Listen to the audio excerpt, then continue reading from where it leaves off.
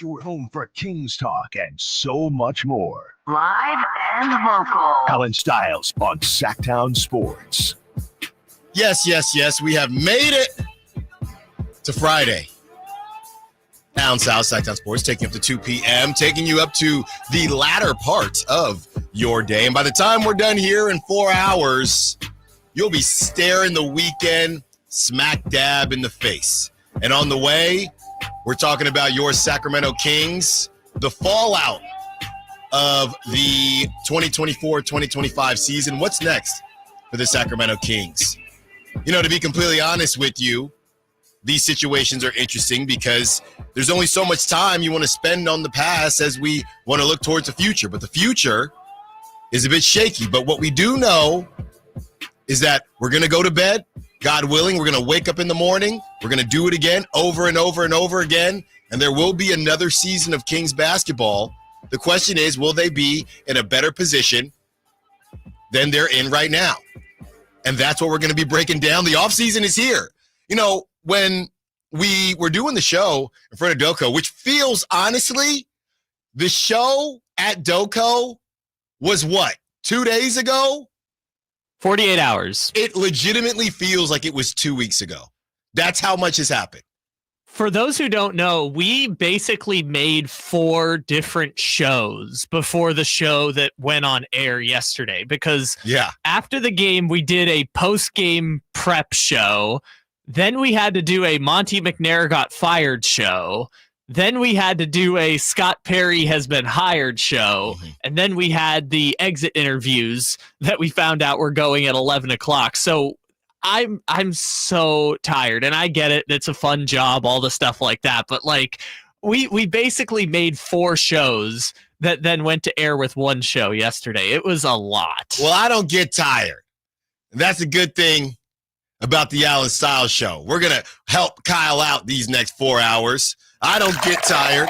That's right. Part of that is because I'm hopped up on caffeine. After this, I'm headed over to Sutter Health as the River Cats take on the Salt Lake Bees. Hope to see you out there. Got games the rest of the weekend, and I got some brand new Jordans that I am premiering, that I am debuting on Easter. So come on by. But as far as the Sacramento Kings are concerned, we are hoping that they can learn from their mistakes. The NBA playoffs are starting this weekend, and honestly, it really stinks to feel left out. We hear athletes talk about this all the time. Man, you know, it ticked me off. I didn't want to watch anything on TV. I didn't want to watch the games. No, I'm not following, right? When they lose, even if they get to the playoffs, I don't care who wins the Super Bowl. I don't care who wins the finals. All I know is it's not me. I know I've never worn a Sacramento Kings jersey and been on the court, but I kind of feel the same way. I'm going to watch because I'm very interested in what happens with some of these matchups. I think there's some really, I would say top tier first round matchups, which stinks that the Kings aren't a part of them. But from the Bucks and Pacers, now that Dame Lillard will looks like he will be cleared at some point in this series. I was talking to my buddy who's a Knicks fan, Knicks Pistons. I'm really excited for that one. Warriors Rockets. I think people are sleeping on the Rockets. I really do. I think they are disrespecting the mess out of the Rockets. And if you look at some of the numbers, we'll break them down later in the show when we do our predictions. Amen Thompson, who is going to be an all-world defender, what Steph Curry has done against this kid, it's a problem. And everybody's going to call it an upset because they're the young 2 seed, very similar to the Kings when they were the 3 seed and the Warriors were the 6 seed. So we're going to break all that down. The Lakers, the Timberwolves, nobody is giving the Timberwolves a chance because that's what happens. The Lakers are already in the second round, breaking news. So we will look at that as well, and very excited to kind of talk about Naz Reid, who will be available. We believe he's going to turn down that player option, as he's got to be one of the best values in the NBA as well. And is that somebody the Kings look to add? He is going to have so many offers. The Brinks truck is going to be backing up, but they got to see what happens in this season for them as well. DeMar DeRozan, Jason Anderson put out a piece about DeMar DeRozan also going to meet with the front office, which I don't necessarily think is a huge story. It was pretty obvious that was going to happen. DeMar DeRozan has told us time and time again.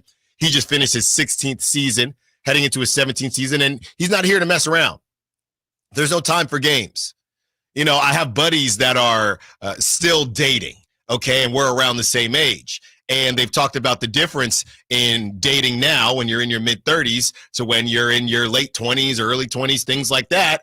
Everybody seems to be on the same page if you're dating around the same age range because you're running out of time here, right? I mean, love has no age, but you're figuring out, hey, let's not play games. What are you here for? And DeMar DeRozan is here to play meaningful basketball. Is he here in Sacramento to play meaningful basketball? Well, he was. It didn't end up happening this season. So, of course, he's going to want to speak to the front office. So we'll break down any kind of new notes that Jason Anderson has had, and we're going to try to get Jason on the show next week as well. We have a Jake Laravia update. So yesterday we played through all of the pressers or all of the exit interviews, majority of the interviews.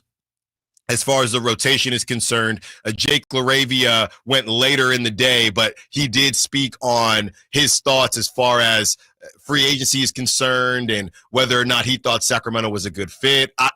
I really love having Jake Laravia on the team, and I think he is a scrapper. I think if Doug Christie could create a player, most of those players wouldn't be in the starting lineup, but you look at the Keon Ellis, sure, but the Keon Ellises of the world, the Devin Carters of the world, the Jake Laravias of the world, that is exactly, I would throw Keegan in there too, that is exactly what Doug is looking for. So the Kings are going to, I would assume, do their darnest to keep Jake. It's just a matter of whether or not he will be priced out. So we will have that sound for you in about 5 minutes here. Also, as I discuss whether or not we are going to spend a lot of time on the past, I wouldn't say a lot of time on the past, but if you don't know your past, you're doomed to repeat it. So this one is on you, Sacramento, as it is a phone-in Friday, and we are going to have the phone lines open. No guests today, so you are the guest, Sacramento. Phone lines open all day long, 916-339-1140. What was Monty's biggest mistake? And I'll be honest with you, I don't even know. Right? I wasn't covering the team. I've done my homework, obviously, but I wasn't boots on the ground for everything, all things Monty McNair, the Davion Mitchell pick, who Davion's been playing pretty darn well in Miami. What was Monty, his biggest mistake? And we're just going to assume, for the sake of the drill, that these moves that were made were Monty's moves. So you call in and say, well, I want to say DeRozan, but we don't even know if Monty wanted to have DeRozan on the team or Zach LaVine. Let's just, for the sake of the drill, lump them all together and say, what were the biggest mistakes? We know what the reports are and where Monty basically had control, where he did it. How I see it is this. So let me just be clear here. How I see it and how I understand it and how I'm taking it is that Monty McNair made certain decisions and certain picks, right? So the draft picks, the being stagnant after the Beam team, that stuff was Monty McNair. Everything that happened a little bit later, because of what he, quote unquote, missed on, his bosses tried to fix and intervene and said, hey, we're the captain now. We're going to take the reins. But the Davion Mitchells, right, obviously the Halliburton trade, things like that, that was all Monty. The draft picks, the Devin Carters of it all, that was Monty. These deals or these decisions that got made as a result of that stuff not working, I would say even the Davion Mitchell move where they moved Davion and had to give away a pick. The Sasha thing is probably the one situation that I don't know. I feel like it's more Monty than above Monty because somebody's got to wear that for how much time they spent on him and it didn't work. Maybe that's your answer. Monty's biggest mistake. Maybe it was Sasha. Who knows? You tell me, 916-339-1140. We are pocket watching, but unfortunately, we are pocket watching for a different reason. We're pocket watching because the Kings aren't necessarily cooked as far as their draft pick is concerned. To kind of recap the same situation that we've been discussing, you need the Hawks to To lose. You need the Hawks to lose. You need the Mavs to win. You need a pair of 10 seeds to come through tonight. Yes. Now, has a 10 seed ever made the playoffs before? No. But all they have to do is just win 2 tonight. We need Dallas and Atlanta to lose and then win a coin toss to have a good chance of keeping the pick. It's still only like 92%, but there's a lot better chance of keeping the pick if both 10 seeds lose. Yeah. So that is why we are pocket watching for a different reason, and that's just what it is. So the roundtable, they are at 12, like I was joking during the crosstalk roundtable. We know that we're going to have Chris Watkins. We know that we're going to have Brendan Nunez, still working on Frankie Cardicelli because he is the busiest man in Sacramento. Yes, he does. That's what we do. Jason and Rockland, don't go anywhere. I see you on the text line, and I want to address what you're saying because, I feel like we're pretty open on this show about how people listen to this show. And Jason is bringing up something about me tiptoeing around ownership and Vivek. And I feel like fans as a whole need to stop being lazy and saying the same thing. So, Jason, I'll address you. Don't go anywhere on the text line when we get back. Down south, Sacktown Sports. Breaking: the Sacramento Kings and Scott Perry have finalized a deal for him to become the next GM of the Kings. Keep it here for up-to-date breaking Sacramento Kings news. Sacktown Sports, 1140. If you've got a gas-powered engine, keep it running like new at every fill-up. Stable in-season protection is your engine's preventative medicine, cleaning and protecting the entire fuel system in season. In outdoor power equipment, prevent gum and varnish buildup that could cause a rough or non-running engine. For cars and trucks, increase fuel efficiency and power by removing deposits, ensuring your engine's long-term health. Stable outperforms the competition in independent lab testing. So at every fill-up, start with Stable. With Progressive's collision coverage, my family gets up to $1,000 for vet bills if I'm injured in a car accident. And that makes this Chihuahua really feel like part of the family. What's that? I don't sound like a Chihuahua? Oh, I'm sorry. What exactly am I supposed to sound like? I guess all Chihuahuas are high-strung, riding around in expensive designer purses. Actually, I prefer riding in cars. So I appreciate that my family protects me with Progressive's pet collision coverage. Okay, maybe I am a little high-strung. Progressive Casualty Insurance Company and affiliates. Not available in all states. Coverage for dogs and cats is included with the purchase of collision coverage and is subject to policy terms.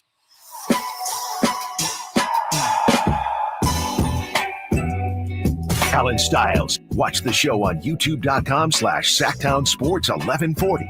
Or listen on the Sacktown Sports app. So like I said, I do things that a lot of my mentors in traditional radio, they would say don't do, right? But I do it anyway because it's a new dawn, it's a new day. So I kind of called out Jason and Rockland, and now he's responding to my call out. Jason says, the way you're tiptoeing around the fact that Vivek is a meddling owner is ridiculous on the station that's supposed to stand up for the fans. Jason and Rockland. Then I said what I said. He said, do not call me lazy. It is a thorn in this franchise that's making us all bleed more than anything else. Give me one other person that's been the constant over the last 10 years, ... I'm waiting. So let me start here, Jason. Let me start here. And it's a phone-in Friday, and we can call it a text-in Friday, too. Let me start here, Jason. Number one, like I've continued to say, this is a 4-hour show, and I understand that everyone can't listen for 4 hours. And we truly thank you if you listen for 4 minutes, 4 seconds, or the full 4 hours. With that being said, clearly you've missed some segments. Clearly you missed the first hour on yesterday's show. When we sit there and we do call out what's going on. I've done it. Carmichael Dave has done it. We've done it on social media. It gets to a point where you have to understand the reality of the situation. I'm listening to Whitey Gleason yesterday, and he said, there are people wasting their money making GoFundMes trying to get Vivek Ranadive to sell the team. That's not how this works. Somebody doesn't sell the team because they stink, right? Or because their decisions haven't been great or haven't worked out or they're meddling too much. They own the damn team. They can do what they want. Now, like I said yesterday, and like I continue to say, I'm not going to spend 4 hours talking about Vivek, because that's a waste of my time. But like I've said before, and I will say again, the decisions that get made, he needs to stop being a part of the basketball decisions. I can't make that any clearer. Based on the reports that we read on this show, and Sam Amik came on the show and talked about the show and talked about what he said on his reports, we're not going to sit here and run a 4-hour loop of Vivek needs to stop meddling for 4 hours. That's a waste of everyone's time. So I don't know how much you're able to listen. We spent about 2 hours on ownership yesterday, and we're going to continue to spend time on it. But I'm getting really tired of fans because I don't know what you want. You're just hurt. The team is not good, right? So you're looking for someone to blame. So if you can't blame or you can't remove what you believe to be the issue, well, it must be media's fault. It must be the radio's fault for not calling it out when we do. We're not going to sit there and just say the same thing on repeat. We all understand, based on if you read Sam Amik's article, we all understand that Monty McNair, the moves, I literally said that in the last segment, that the moves that were made from Zach LaVine, possibly DeMar DeRozan, had Vivek's fingerprints on them. I don't know what else you want me to say. And then I say, I think that should stop. I don't know what else you want me to say. We are all sitting here trying to feed our families. You want me to cuss and MF ownership and just do ridiculous stuff so I can prove to you that I care? No, we do it in a classy way. Carmichael Dave has asked Vivek to be on the show multiple times. That's it. So it gets to a point where I don't know what you want from me. We all, those that have significant others, and go back to the Notebook, that famous scene in the Notebook. What do you want? What do you want? That's how I feel sometimes when the bottom line is you're just upset. But you don't have to take it out on us because we're doing what we can do. I do not think that somebody with no basketball background should be making basketball decisions. If I bought a restaurant tomorrow and I hire a head chef, I'm not going to walk in there and talk to the head chef about the menu. I might say, hey, I got some ideas. My mom's from Panama. I like a little Latin flair. I like a little Southern flair as well. Thank you. That's kind of where I want to go with it. But I'm not gonna tell him, hey, here's what you should be doing. So it's the same idea. It's the same idea. I appreciate the passion. Lord knows I do. But it gets to a point sometimes when I start a show on a Friday and the first thing is, you're hiding. Stop hiding. We're not. There's just certain things that I think you get to a point where you don't necessarily know what you want us to say. And that's okay. And I'm here for you, but I'm going to call it out. And that is what it is. 916-339-1140. As we get to the phone lines, Kyle's having a nice conversation on the phone line. And the text line's still open. We want to get to this Jake Laravia sound as soon as Kyle has a moment, because this was something that we didn't get to play yesterday in his postseason presser or end of season presser. And I think we should feel good about it. Here it is. I mean, I could definitely see myself back here in SAC. I really enjoyed Doug as the head coach. So him getting that job would, I would enjoy that. And I could definitely see myself back here. I really enjoyed the fan base. I've only played for one other team, but Sacramento really, welcomed me with open arms when I first got here. And like I said earlier, I thought this was a very beneficial move for me, and I thought it played out pretty well. Thought it played out pretty well. And the fact that he couldn't play at the end might save the Kings. Who knows? But I would really like to see Jake Laravia back on the Kings another year. I mean, it is rough because those lineups that they deployed at times with Devin Carter and Jake Laravia and Keon Ellis, those are some dog lineups, man, and we just didn't get to see any of it. You also need the offensive skill set of Malik Monk, and we didn't get to really see that either. So I don't think they were going to do much this postseason, but I do think if they were healthy, they could have got an 8. They could have got the 8 without Malik.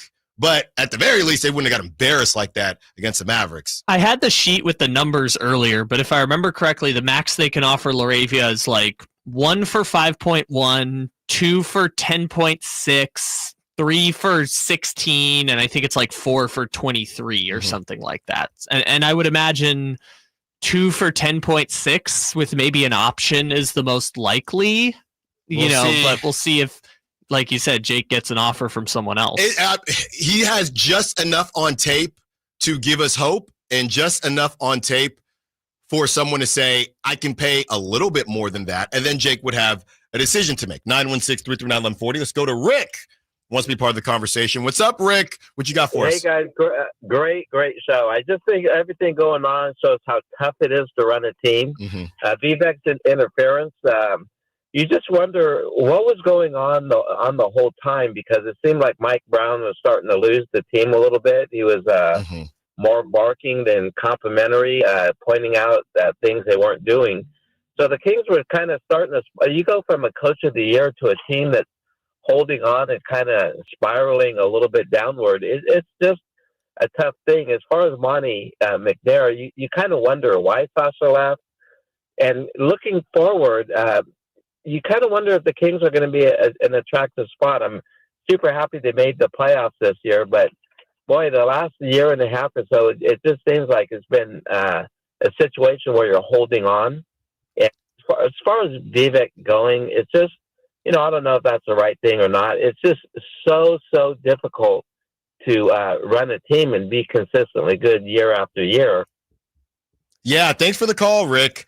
And they've been stuck. We've been calling it purgatory.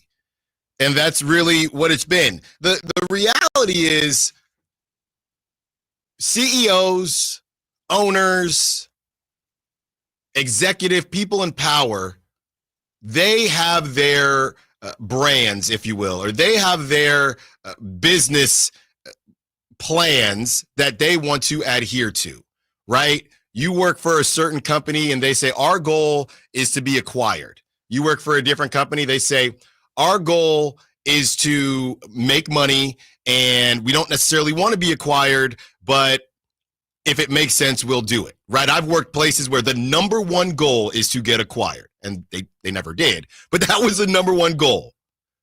I've had other places, number one goal, we don't necessarily want to be acquired, we just want to make money, make sure that we stay in the green. And you can do that in different ways. It feels like the Kings' goal is to stay in the green, no matter what. And when you decide to nosedive and to tank things like that, you'd still be in the green. But the numbers that we've seen from Statista, we're still waiting for them to release this season. Because I will say this, the power is in your hands if you're not happy with something. And that's just kind of what it is. But we understand what that business model is right now for the Sacramento Kings. Now, the decision is yours whether you want to support that business model or not. You don't have to agree with it. A lot of people do, a lot of people don't. Kyle's giving me the Dame Lillard, and very happy that we will hopefully see Dame Lillard at some point during this playoff run. Anthony, you kick off our next segment. The Phone In Friday continues. Allen Stiles, Sacktown Sports. Breaking: the Sacramento Kings and Scott Perry have finalized a deal for him to become the next GM of the Kings. Keep it here for up-to-date breaking Sacramento Kings news. Sacktown Sports, 1140. Come check out Capital Casino, Sacramento's #1 poker room with the most variety of table games in the region in a safe and friendly environment. Plenty of well-lit parking available, conveniently located in downtown Sacramento. And remember, Capital Casino has the best food, the best service, and the best action. 411 North 16th Street in downtown Sacramento. For more information, log on to capital-casino.com and please gamble responsibly. 1-800-GAMBLER. Skeeter here, Field Tech, Sacramento Yellow Mosquito and Vector Control District. Hey, it's my favorite week of the year, Mosquito Awareness Week. Yep, the spring and warm weather means the little suckers are starting to breed and bite. Gotcha. So it's time to fight the bite. Once a week, drain standing water from flower pots, bird baths, dog dishes, and at dawn and dusk, start using insect repellent outside and wear long clothes, because these skeeters are out for blood. The Sacramento Yellow Mosquito and Vector Control District reminds you it's time to fight the bite. For more information, go to fightthebite.net. This is a story of the one. As a maintenance specialist for university housing, he knows college students can major in wear and tear. Plus, housing so many students doesn't leave a lot of room to house all the supplies he needs. That's where Grainger comes in. With over 1 million industrial-grade products and fast, dependable delivery, Grainger carries the quality products he needs so he doesn't have to. From a new door hinge to a whole new faucet. Call, click Grainger.com, or just stop by. Grainger, for the ones who get it done. Wesley Financial Group is not a law firm. Are you a victim of the timeshare trap and think there's no way out? I'm Chuck McDowell, founder of Wesley Financial Group, the original timeshare cancellation expert. And I'm here to tell you that there is a way out. All you need to do is give my office a call. I will send you a timeshare exit information kit absolutely free, explaining how the timeshare industry works and your options for cancellation. Call Wesley now for your free info kit. Call 800-887-1010. 800-887-1010. You've heard the saying, penny wise, pound foolish, right? It means you do something that will save you a little bit right now, just pennies, but that ends up costing you pounds in the end. People put off tuning up their furnace because they don't want to take the time or spend the money to get it done. But it only takes 90 minutes and costs just $87, which is just pennies compared to the huge problems and expenses that can rack up if you don't get your furnace tuned up. You'll also save money on your energy bills, and your system will last longer. So don't be penny wise and pound foolish.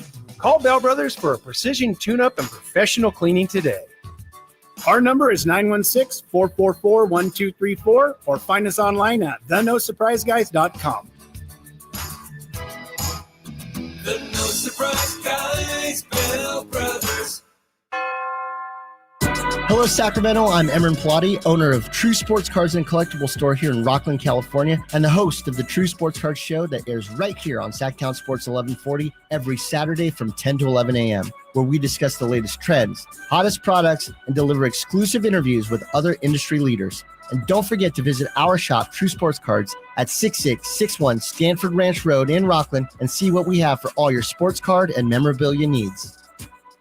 It's the final days of the spring sales event. Drive home your new Honda before the deals and the new Hondas disappear. Folsom Lake Honda, your one-stop Honda shop. Looking to own or lease? During the spring sales event, drive a brand new Accord or Civic. Visit us today at FolsomLakeHonda.com, your one-stop Honda shop. As a family-owned and operated dealership since 2009, customer service is our number one priority. Our customers love doing business with us, and you will too. Folsom Lake Honda, yeah, your one-stop Honda shop. Did you know your skin is the largest organ of your body? Huh? That's why you should shower with Old Spice Super Hydration Body Wash instead of plain old bar soap. Love your skin by super hydrating it with vitamin B3 and glorious notes of vanilla and shea. Did you know that my super hydrated skin is the second largest organ of my body? The first is my heart. Old Spice. Men have skin too. Old Spice Super Hydration Body Wash. 24/7 renewing moisture. With daily use. You know what's better than a limited time deal? An unlimited time deal. That's why the Wendy's $5 Biggie Bag with a Junior Bacon Cheeseburger, 4-piece nugs, Junior Hot and Crispy Fries, and small soft drink is available all the time. Because the best time for fresh, never frozen beef and Applewood smoked bacon is all the time. Duh. I feel like I'm repeating myself a lot. For the best deal of all time, gotta be Wendy's. Unlimited time does not mean forever. U.S. price and participation may vary. Prices may be higher in Alaska, Hawaii, and California via third-party delivery. Fresh beef available in the contiguous U.S., Alaska, and Canada.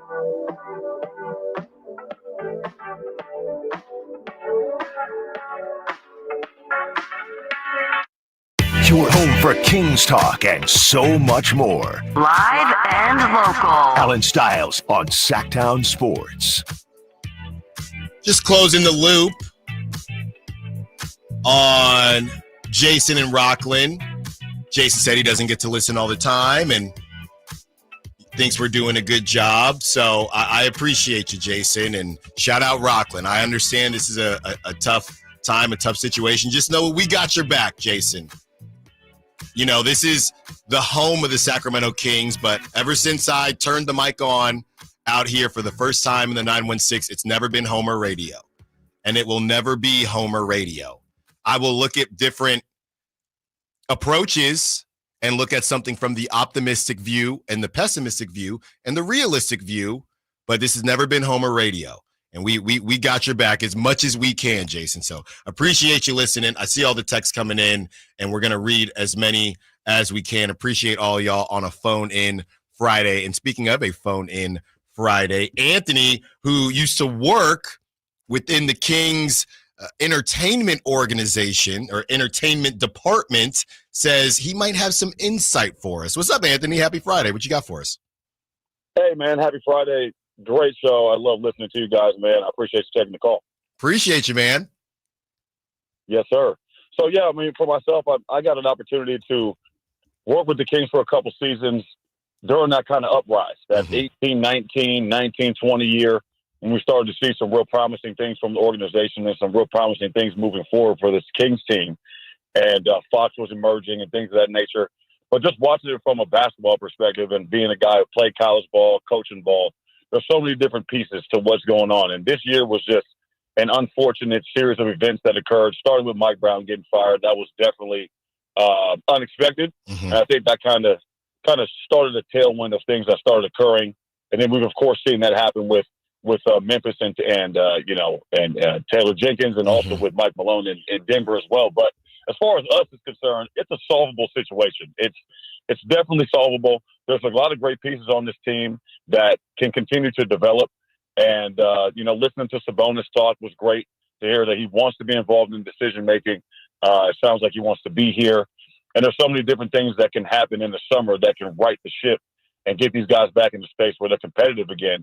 But I think, it's definitely an emotional time for Kings fans, going from where we were at in 2022 and 23 with the Beam team to kind of having a downturn last year, losing in the play-in, and then having this year happen. It's frustrating, but I still think it's solvable and fixable. And, I still think there's still some positives for this organization moving. Great stuff, Anthony. Call in anytime, man. Call in anytime. Thanks for that perspective from your point of view, kind of being on the inside. So I really appreciate that. And that was an outstanding call here on a phone-in Friday. We got to do phone-in Fridays more often, Kyle. We're off to a great start here, 30 minutes into the first hour. Phone it in Fridays, as we call it. Well, did you hear my Draper joke? Yes, I did. Yeah. Hopefully that doesn't get back to him. Me and Verlad audibly gasped when we heard that. Hopefully that doesn't get back to him. I'm just, I love Drake. I mean, I just gotta. I'll see him this afternoon. That's all I'm going to say. Okay. Well, I'll be listening. Hey, did you hear what Allen said to you? No, about you earlier? Don't be a rat. Kyle the Rat and Drape's coming up at 2 p.m. So and Jake the Dog. And Jake the Dog and Jake the Snake, Jake the Legend, Jake Laravia says that he wants to stay, or he thinks that everything kind of worked out the way it should have with the Kings. And, obviously money talks and the Kings are a bit strapped in that regard, but you can definitely tell that Jake liked being out here. And it's such a shame that he wasn't able to play during the postseason. Like I said, this is the time where, what's funny is going back to, is it better to be kind of harped on, or is it better to just not be talked about at all? So this morning, I, wake up and like I said, wifey's out of town. They get back Easter Sunday. So I've just been kind of living the dream after River Cats game, staying up late, doing whatever the heck I want. And I sleep with the TV on, and I've joked about this before because I'll leave it on the 4-letter network and get woken up by Stephen A. screaming at me, which is how a lot of people start their day, with me screaming at them. And I understand that. So I wake up to Stephen A. screaming, and it's about his beef with Matt Ishbia. And Matt Ishbia, the owner of the Suns, Stephen A. essentially said, Matt Ishbia, what he's doing right now, he could end up being viewed as the worst owner in the history of sports, because that's what Stephen A does. Everything is over the top. So Stephen A at the time, if I'm not mistaken, he did separate it from the Donald Sterlings. He was talking about sports-wise, right? Yeah, ignoring the guy who he bought the team from in Phoenix. Yes. Was Sarver. Yes. And he tried to separate it, didn't do a great job. So Ishbia takes that layup during his presser yesterday and says, nobody really pays attention or listens, takes Stephen A seriously. And, I wanted to win championships, but then brings up the Donald Sterlings of the world and things like that. And I'm sitting there listening, wondering, not that I think he's been that bad, but I did wonder if Vivek gets an honorable mention anywhere there, just how things have they're not in as bad of a money situation, but they don't have a pick. Their money is tied up between three guys that a lot of the basketball world think don't necessarily help winning, right? And DeMar DeRozan, Zach LaVine, and Domantas Sabonis. I'm not saying that's true for all three. I'm saying that is the basketball narrative. So I'm listening thinking, is Stephen A even going to mention the Kings? And he didn't, which I thought was good, but at the same time, is it just because the last thing on Stephen A's mind is the Sacramento Kings? Now, Brian Windhorst, who is more so in the weeds here as far as basketball is concerned, Stephen A is running for the president in a couple years. He's all over the place. Brian Windhorst picks up the slack, and he had some things to say, and he's not letting the Kings off the hook at all. And this is what he broke down yesterday on the Four Letter Network. What does all this change say to you, Brian, about the state of the franchise? It's not a good organization. I mean, I wish Scott Perry the best. He's our former colleague, very strong executive. Domantas Sabonis gave his exit interview today. Yes. And they said, what do you need to do in the offseason? He said, we need to get a point guard. They just had a franchise point guard. Scott Perry was there in the lead up to drafting. That they let the relationship go south on. I'm sure everybody's got their story, but the relationship went south. They had the executive of the year. The relationship went south. He knew he was getting fired because they already had Scott Perry hired. He knew for weeks he was getting fired. His assistant, Wes Wilcox, left weeks ago to take another job when he was a big part of their rebuild. How many coaches did they go through in Sacramento over the last 17 years? They finally found a coach who put them on the right path in Mike Brown. They liked him so much, they gave him a contract extension last summer, and they fired him 2 months into the season. This is the definition of why they have been a bagged organization for decades. And maybe this new alignment will work. Maybe Doug Christie will work. Maybe they will get another point guard. Just look what they did. I like Zach LaVine and DeMar DeRozan as people. I like them as players. They can be successful. They were very clearly a poor pairing in Chicago. It did not work. Not for 5 minutes over the course of years. The Bulls moved on from both. The Kings brought them in. They had an alignment that worked, and they imported a pairing that didn't work and is very expensive. They had it in front office that was working. They disenfranchised them and drove them out of town. What are we doing here? Okay, maybe it will work going forward, but why would you have faith in it? Why would you have faith in the decision-making from the top? This is not an opinion. This is a reaction to the results that we can actually see. Phone In Friday continues on the other side. And speaking of Zach LaVine, Scott Perry a couple years ago had some things to say about Zach LaVine. I wonder if he was a fan. Allen Stiles, Sacktown Sports. People just know they could save hundreds on car insurance by checking Allstate first. To check you have your phone first, before the cab pulls away. Hey, thanks, man. No, wait, my phone, come back. It's got my boarding pass, credit cards, phone numbers, my life, come back. Checking first is smart. So check Allstate first for a quote that could save you hundreds. You're in good hands with Allstate. Savings vary, subject to terms, conditions, and availability. Allstate Fire and Casualty Insurance Company and Affiliates, Northbrook, Illinois. The sewer system. It's probably the last thing on your mind, and that's okay. Because at the Sacramento Area Sewer District, it's our first priority. As the region's largest sewer utility, we own and maintain thousands of miles of sewer pipe. And our job is to get to your sewer problem before it interrupts your life. So whether you've got a slow drain or a backup, call us first, day or night. The Sacramento Area Sewer District. It's a dirty job, but we're happy to do it. Mike Rowe here with a quick question. Have you noticed cracks in your drywall, chimney, or exterior walls? I hope not, because if you have, they could be indications that you've got a much bigger problem with your foundation. That's where Groundworks comes in. They can honestly assess your situation and create a plan to stabilize your foundation. Schedule your free inspection at groundworks.com/row. And while you're there, check out my latest dirty job. It's a good one.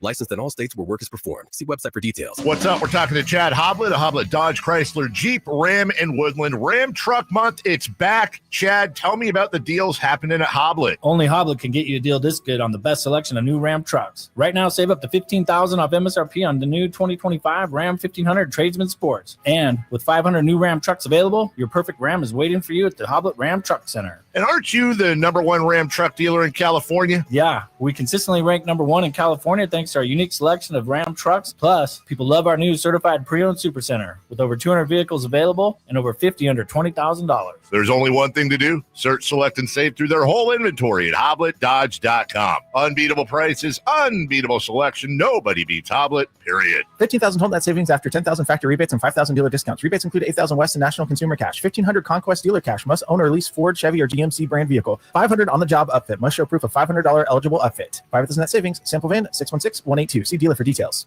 This is the story of the one who, as a maintenance specialist for a historic high-rise, knows that vintage charm historically needs constant attention.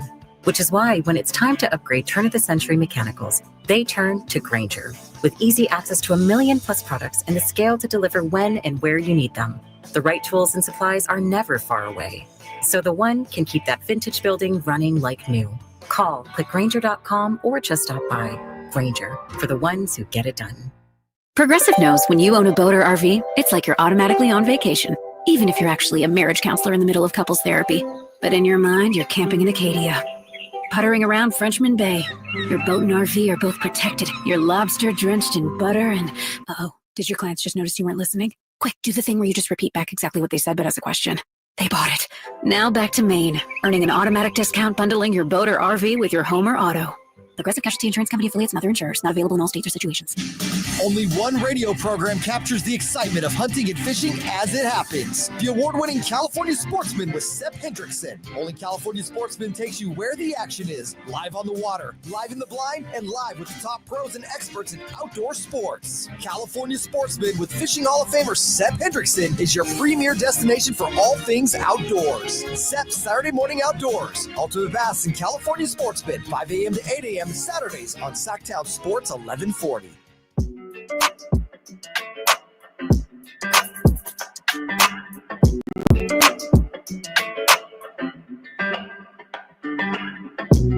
Allen Stiles You can join the show by texting 916-339-1140 on Sacktown Sports. Brian Windhorst with some things to say about the Sacramento Kings. Honestly, it's nothing we haven't heard before. They're a rough organization right now. He did have me rolling with the DeMar. And Kyle, you saw in the YouTube, probably saw me laughing. Shout out to the Sack Chat, by the way, or the chat mob, however you identify. Callers, texters on a phone-in Friday when he started talking about it clearly didn't work in Chicago, and you bring both those guys. That to me has been talking about Zach LaVine and DeMar DeRozan. And the same way Brian Windhorst caveated what he said, great guys, great players. I feel the same way. But that to me and what I've read, that is the most, or that was probably the most obvious move that made it clear that Monty McNair wasn't in control, right? From what I've been seeing and what I've been reading, most people are saying, think about it like this. What GM in their right mind would see what didn't work for another team and then try it on their team? How often do we see that happening? A pair of players that were not successful getting a chance to play together on another team. It does not happen. So clearly, that was the most obvious, I think, hint to people that Monty McNair most likely wasn't in control, or he will never work in the NBA at a high level again. And I think it's the former, not the latter. So we have sound from Sam Amik, which we might play when we do our Monty McNair retrospective, where he basically says the same thing. Is like, we played the quick sound of it yesterday, which is like he didn't want Mike Brown fired. He didn't want Doug Christie to be the coach. And he didn't want to keep Doug Christie as the coach. You can just check that off right there. Confirmed. And he's basically like, if Monty had, at the end of it, he says, if Monty had his way, I believe he would have done things differently, which is essentially code for the moves that he made were not of his own preference. It was the hand that he was dealt in many ways, which with DeRozan, I don't disagree with the idea of intervening and bringing in DeRozan if you can make that happen. They weren't going to get a player better than Harrison Barnes in free agency. They waited it out. DeRozan's market dropped, and so then they jumped in on DeRozan. I think that was not a bad thought process. If De'Aaron Fox truly wanted to bring in DeMar DeRozan and the front office, or I'm sorry, your ownership was excited about the idea of bringing it in, I don't think that's necessarily the worst train of thought.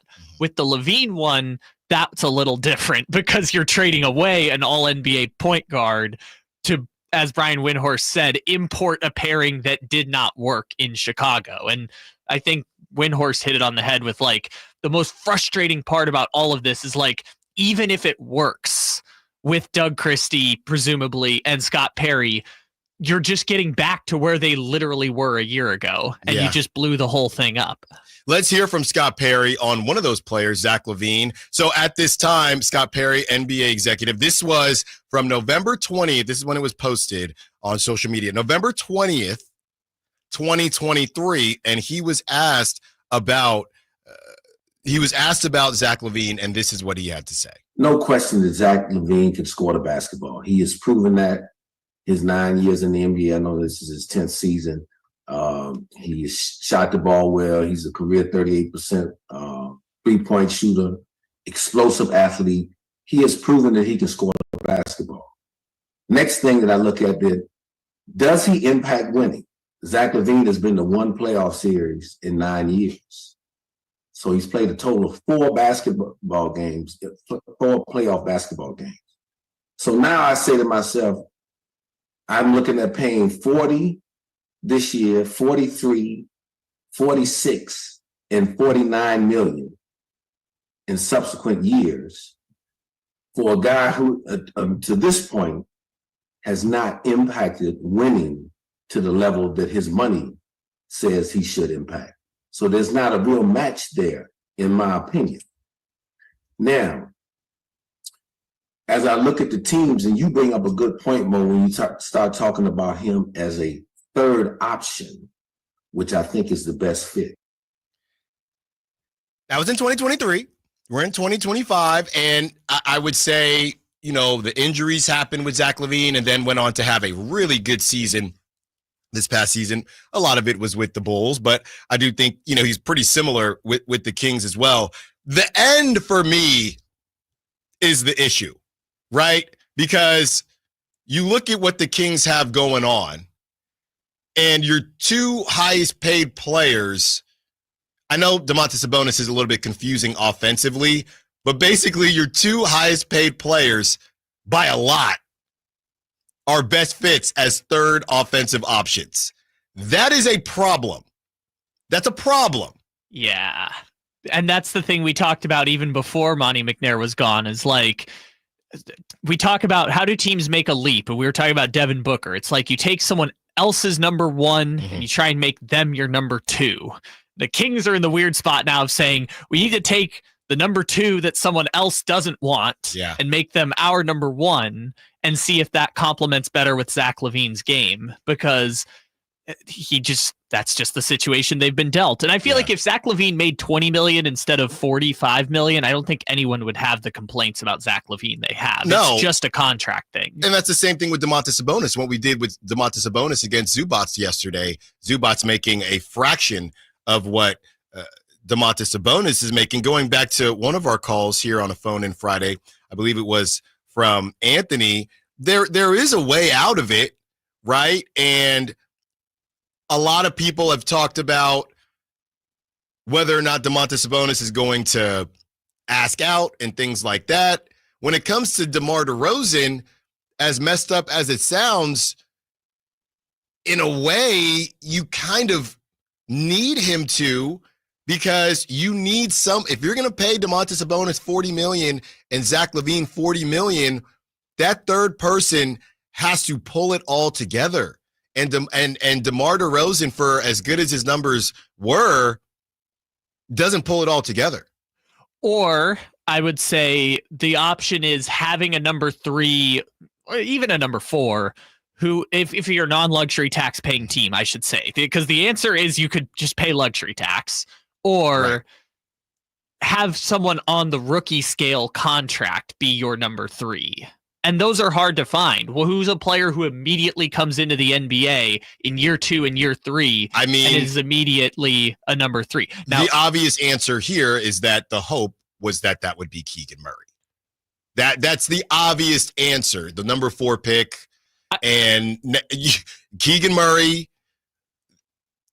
It's not Devin Carter going into year 2. You're looking around your house, right? And you got to pay something. You're looking under your couch and you're trying to find, what do we have in house before I got to take the recycling down and see if we can get some cash for the recycling. That's kind of what it is right now. Well, I would say that's the best that's probably the only option the Kings have had, because Monty McNair, and again, maybe we can talk about this later, he didn't really invest in the draft beyond the Tyrese Halliburton year. Yes, they got the Keegan Murray pick, and then after that, they traded away number 23 to go to Dallas to dump Rashawn Holmes' contract, and then they used number 13 last year to select Devin Carter. And I know some people will say, like, oh, those are middle of the first round picks. What are your chances of getting that impact guy?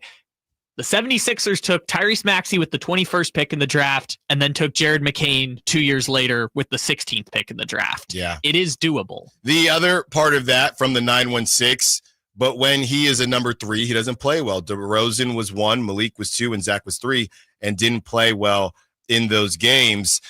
As far as and the other answer is Malik, right? The hope, and maybe it was a bit, I don't want to say silly, but maybe we were a little too optimistic to hope of a quote unquote leap from Malik, as he is, in his late 20s. It's still possible, but this is the in-house stuff that we're talking about. You're just the luxury tax conversation. We'll get into it. Maybe this is a situation where ownership just thinks, all right, it is what it is. I'm tired of getting made fun of. And unfortunately, we're just going to have to pay what we need to pay and hope that we get it back because we'll be successful. That's the other part of it. The hope is that's why Ishbia is getting looked at a certain way. When you go into the luxury tax, if success aligns with the luxury tax at some point, then people don't look at it the same way, because you're getting all the playoff revenue a kid could ever dream of, right? Even the Clippers and teams like that, they're at the very least in the dance. So you're still getting it back in different ways. And I think that's kind of part of it. When you talk about not going into the luxury tax, and I'd have to really break down the numbers here, what is it exactly that you're afraid of? Because if you do the luxury tax correctly, the fear is I'm in the luxury tax and we still don't get in, right? But right now, you're not, and to be fair, we're not getting in. But don't make me pull up the numbers again. Our revenue, we are worth more than ever before. So I don't necessarily need the luxury tax. Okay, that's fine.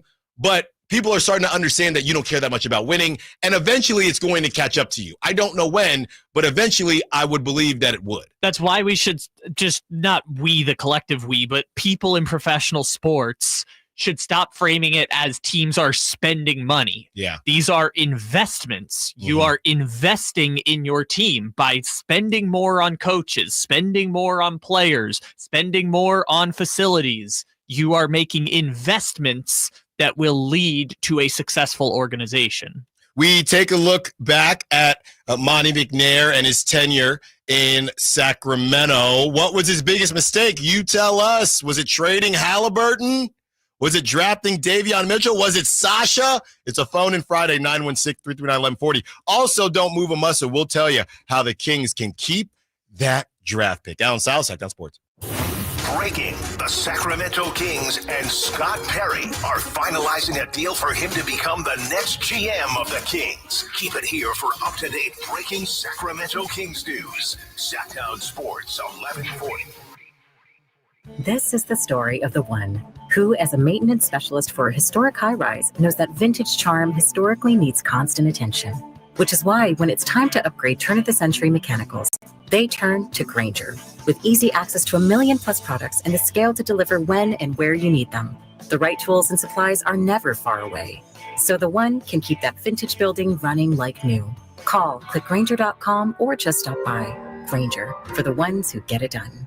Power Business Technology is proud to be a 100% independent, locally owned and managed Toshiba copier dealer. Local ownership cuts out the red tape, allowing ourselves to never be too busy to personally answer the call when our clients need us. Recognized for excellence in service execution, training, and customer service, we're proud to be named a Toshiba ProMasters Elite Dealer since 2021. Contact us today for all your business printing needs at 844-POWER-BZ. That's 844-769-3729, or visit us at powercopiers.com. It's official. Newsmax has become a news giant. It's even listed on the New York Stock Exchange. Over 40 million Americans regularly turn to Newsmax for the news they need to know. They're tuning into the Newsmax channel on all major cable systems. They watch Newsmax 2 on all streaming platforms. They go online to newsmax.com for breaking headlines. Millions more have downloaded the free Newsmax app on their smartphone and home TV. Reuters says Newsmax is one of the top news brands in America. Even President Trump says Newsmax is terrific, and he's watching. Tens of millions of Americans like you have made the switch to Newsmax for the news they can trust. So make the switch today. You won't ever look back. Look out, world, we're getting strong. The future's here and we belong. She can stand, she can do more. Like build a rocket and watch it soar. Clean the oceans and make the world a better place. Oh, she can stand, so can you. Find a cure, invent something new. There's no challenge in the world that she can't face. She can STEM. Learn more at She Can STEM. A message brought to you by the Ad Council. When you're hiring, have you ever felt like you're missing out on meeting great candidates? Well, they're not hard to find when you go to ZipRecruiter. ZipRecruiter helps 10 million people with their job search every day. People who are actively looking for jobs like yours. So it's easy to find the right person fast. 4 out of 5 employers who post on ZipRecruiter get a quality candidate within the first day. Try ZipRecruiter for free at ZipRecruiter.com/free. That's ZipRecruiter.com/free. Finally, an easy way to find home improvement contractors. Just visit subcontractorsunited.com and simplify your search for home services professionals. From cabinets to windows, roofing to plumbing, Subcontractors United is an easy, simple way to find and hire a home improvement contractor. And you never have to give up personal information. So no harassing phone calls like you get from those other websites. Subcontractorsunited.com is sponsored by D&D Cabinets and Savage Design. Sacramento, get ready. The Sacktown Sports Live events calendar is packed with epic shows you won't want to miss. Classic rock bands, America takes the stage at Hard Rock Live Sacramento on May 9th. Then hip-hop legend LL Cool J brings the beats to Thunder Valley on May 10th. The Outlaw Music Festival rolls into Toyota Amphitheater on May 18th. And punk pioneers The Dam hit Ace of Spades on May 31st. June heats up with JJ Gray and Mofro at Ace of Spades on June 10th. Plus, country superstars Lee Brice and Walker Hayes at Ironstone Amphitheater on June 21st. Then it's 3 days of country fun at the Country Summer Music Festival at Sonoma County Fairgrounds on June 27th through the 29th. Get your boots ready for the Folsom Pro Rodeo July 3rd through 5th. Then catch Cody Johnson at Golden One Center on July 18th and Parker McCollum at Ironstone Amphitheater on August 16th. Mark your calendars, grab your tickets, and don't miss out. Find all the details at sacktownsports.com. Looking for fun for the whole family? Sacramento Rivercats Baseball has it all at Sutter Health Park. Enjoy exciting baseball, kids' activities, tasty ballpark treats, and more. Family memories start here. Get your Rivercats baseball tickets at rivercats.com. KHD1 Sacramento, KYMX HD3 Sacramento. Your flagship station for the Beam Team. From the Power Business Technology Toshiba Studios. This is Sacktown Sports 1140.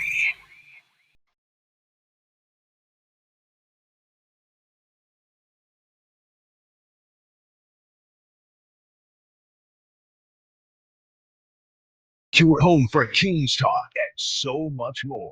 Live and local. Allen Stiles on Sacktown Sports.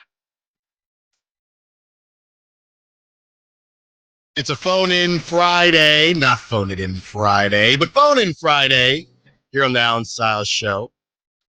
Taking up to 2 p.m. I have confirmed Chris Watkins and Brendan Nunez will join us at 12. So in an hour, we will get the first roundtable. No Frankie Carticelli, but first roundtable. I call it a triangle since the season has ended. And saying the season has ended feels like that's not doing what has happened in the last 48 hours any justice at all. So they join us in an hour. 916, it's a phone-in Friday, but also the text line is always open. 916 says, Jerry said it best yesterday. We got a team full of good third options. We need a true first option.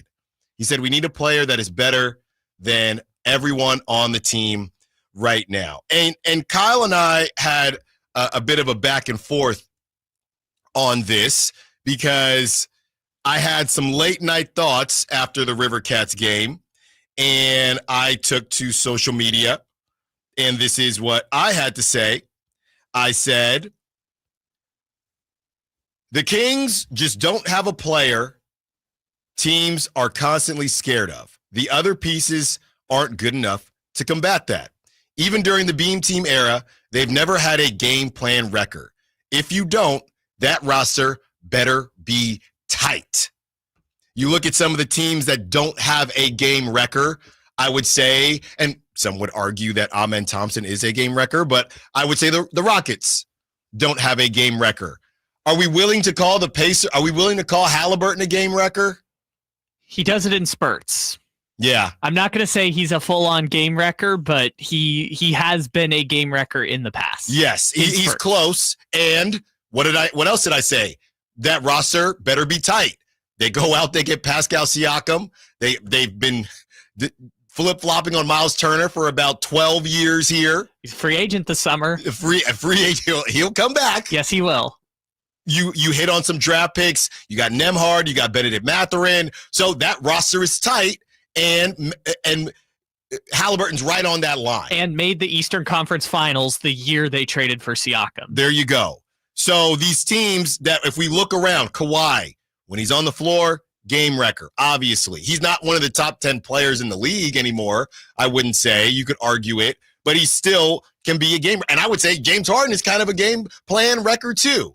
So you look around, everyone who is straight up in the playoffs, especially in the Western Conference, and to a lesser degree the Eastern Conference, they all have game plan records. And the Kings have not had that. I know, and Kyle sent this back to me. No, I don't think that De'Aaron Fox was a game plan record. I think he had a really good season.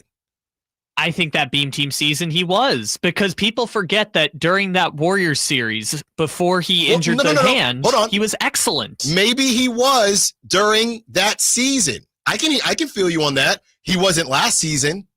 He was not as good last season as he was the year before. I agree with that. These guys that I'm talking about year in, year out, they're going to bleep up your game plan, or they could bleep up your game plan.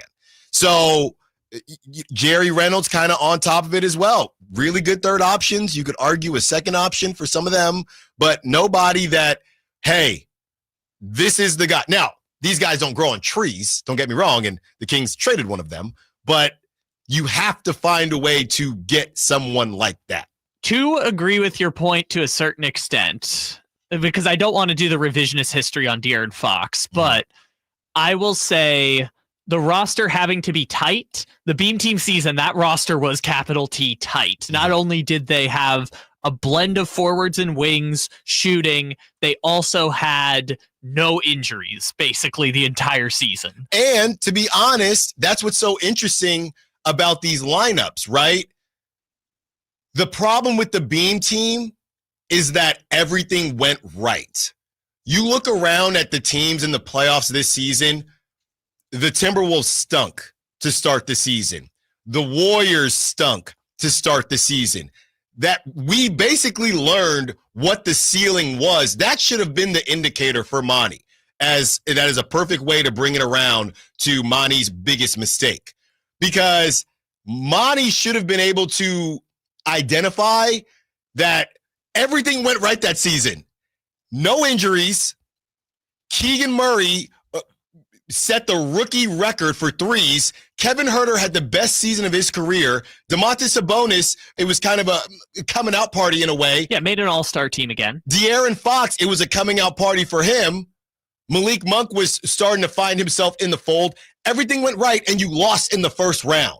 So I don't, if now we look at last season and we say, oh man, and granted, Kevin Huerter did fall off a cliff offensively, but we look at last season and say so many things didn't go right. The way we should be looking at it is that was just a more realistic situation last season. Teams got healthy. The Kings saw injuries, and not everyone played at their career best. But here's where I would disagree with you, is that from the start of the season until Luka sat on Malik Monk's leg, yes, the 71 games, they had a better winning percentage than the Beam Team season. But that's going back to what I'm saying, though. That Beam Team season was your season to sneak on people. That's why you were the 3 seed and you lost in the first round. Yes, and I believe that even if Malik had stayed healthy and they had gotten the 7 seed, they would have lost in the first round again last year. Right. But they also wouldn't have blown the whole thing up if that had happened. Maybe not. Maybe not. I could have seen, think about it though. If they go to the playoffs last season, are we sure they do anything differently? They probably still get DeMar DeRozan because Harrison Barnes would probably still be on the way out. I think it's possible, although I think they would have been given more of a leash. I think for better or for worse, missing the playoffs last season did a number. Also, the other part of it is if they had made the playoffs last year, and they would have gotten smoked out in the first round. I'm trying to remember. The 2 seed was Denver. They would have gotten smoked out by Denver in the first round. So it would have felt like they had taken a step back, even though the record had been the same. But if that had happened, they wouldn't have Devin Carter, but they would have their first round pick this year. And so if they did nuke the whole thing, we wouldn't have to be worried about, oh no, we don't have a pick or we don't have a future or something like that. So that's a weird roundabout way of saying you never know how these things are going to play out. No, you don't. You don't. And like I said, we're not going to spend a ton of time on the past, but I do think it's important to look at where things went right, where things went wrong as we now move into the Scott Perry era. And now there's all these discussions about what Monty was able to do, what he wasn't able to do. Kyle, let's get to that Sam Amik sound. We're going to break down everything that Monty did, but let's get to that Sam Amik sound on Monty McNair not wanting Mike Brown fired, the press conference, DeMar DeRozan, and where we can kind of try to figure out what Monty actually did during his tenure. Here it is. I mean, he didn't want Mike fired. He didn't want Doug to be the coach. He didn't want Doug to continue to be the coach. So we can start there. He's the one who didn't want, I mean, as much as I criticize them, you know, and certainly stand by it for not having a press conference after all of that. And, you know, my stance had been that Vivek should be the one talking because my information was that he was the one who made the choice. You know, Monty's the one who did not want to do a press conference. And I, you know, I remember thinking at the time, like, oh boy, like, there are plenty of executives in the league who will tell you that part of the job is just getting up and talking about the thing that the organization did, even if you weren't necessarily behind it. You know what I mean? And so I had felt like, man, I wonder what the mood is between Vivek and Monty, because it's, you know, it's kind of being exposed for all the world to see that there's not alignment here. So, you know, that's just a little bit more context. The rest of it, like, listen, I talked to Zach last night about his experience in Sacramento and his perspective on his future. And one of the first names out of his mouth was Vivek, because he knows that, you know, Vivek has liked him for a long time, that he obviously greenlighted the restricted free agency offer sheet years ago when Roddy was the GM and Zach was with the Bulls. It's 2 contracts ago for Zach. But he knows that, like, Sac might still be the best place for him because it's good to be wanted, as he put it, and Vivek wants him. So yes, I strongly believe that played a pivotal part in the way they handled what to prioritize in the Fox trade. If you go back to last summer, when Wes Wilcox, the assistant GM who left recently, was kind of, taking a running point on the DeMar DeRozan signing, Vivek was very involved there and excited about a high profile player and a guy that, that obviously came to town. So, he was a driving force behind all those. And I think if left to his own devices, Monty would have built the roster differently. If left to his own devices, Monty would have done things a little bit differently. One last look at Monty's legacy left in Sacramento. Notable draft picks: Tyrese Halliburton, Davion Mitchell, Keegan Murray, Devin Carter. Notable acquisitions: February 2022, Domantas Sabonis for Tyrese Halliburton. July 2022, signed Malik Monk to a 2-year mid-level exception contract. Also in July, acquired Kevin Huerter for a protected first-round pick. May 2023, signed Sasha Vezenkov to a 3-year, $20 million contract. July 2023, re-signed Harrison Barnes. Traded 2 second-rounders for Chris Duarte. July 2024, acquired DeMar DeRozan for Harrison Barnes and Chris Duarte. In 2031 pick swap, traded De'Aaron Fox in February 2025, Kevin Huerter and Jordan McLaughlin and Colby Jones and Alex Len for Zach LaVine, Jonas Valanciunas, Jake Laravia, a 2031 Minnesota first, a 2027 Spurs first, and 4 second-round picks. Kyle, I probably would throw in Keon Ellis. I would throw Keon Ellis in there. Yeah, I guess that was just more acquisitions. But development of Keon Ellis. Yeah, I would throw that in there. You could toss development of Isaac Jones. I would stop at Keon Ellis. If we're saying notable, no disrespect to Isaac Jones, but we have no clue if he's going to play next year. That is a great point, and his contract isn't guaranteed. But yeah, Keon Ellis, sure.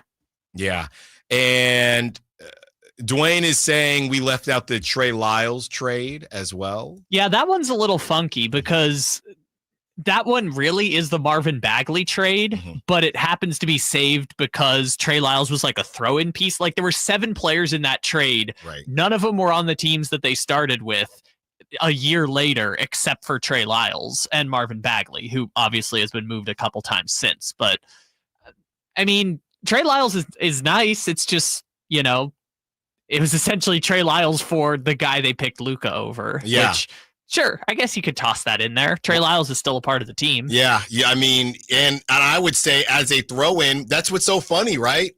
All this stuff comes down to how you're viewed. You're viewed as a throw-in. Wow, this is great value. You sign for more money. You move up in the rotation. Now you have different expectations. That's just how it goes. When I was a fill-in, I didn't get looked at the same. I didn't have to prep the same way. I didn't have to look at ratings the same way. I just went in, did my thing, and I got to go home. And people would say, man, Allen, you're pretty good. You should have a show one day. But then you get the show, you got to have meetings. You got to have tough meetings. You got to make money. You got to have ratings. You don't only get people that say you're pretty good. You get people saying the exact opposite. So when you get different places in life, just as a lot of you do, when you get that promotion that you really want, you might make more money, but the expectations change. And the same thing happens in the NBA.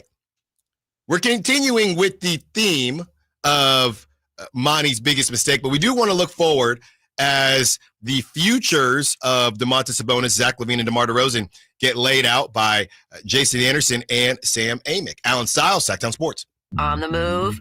Got somewhere to be? Take Sacramento Kings basketball with you. The Sacktown Sports app will let you stay connected to your passion. Never miss a moment of Sacramento Kings basketball with the Sacktown Sports app. Did you hear?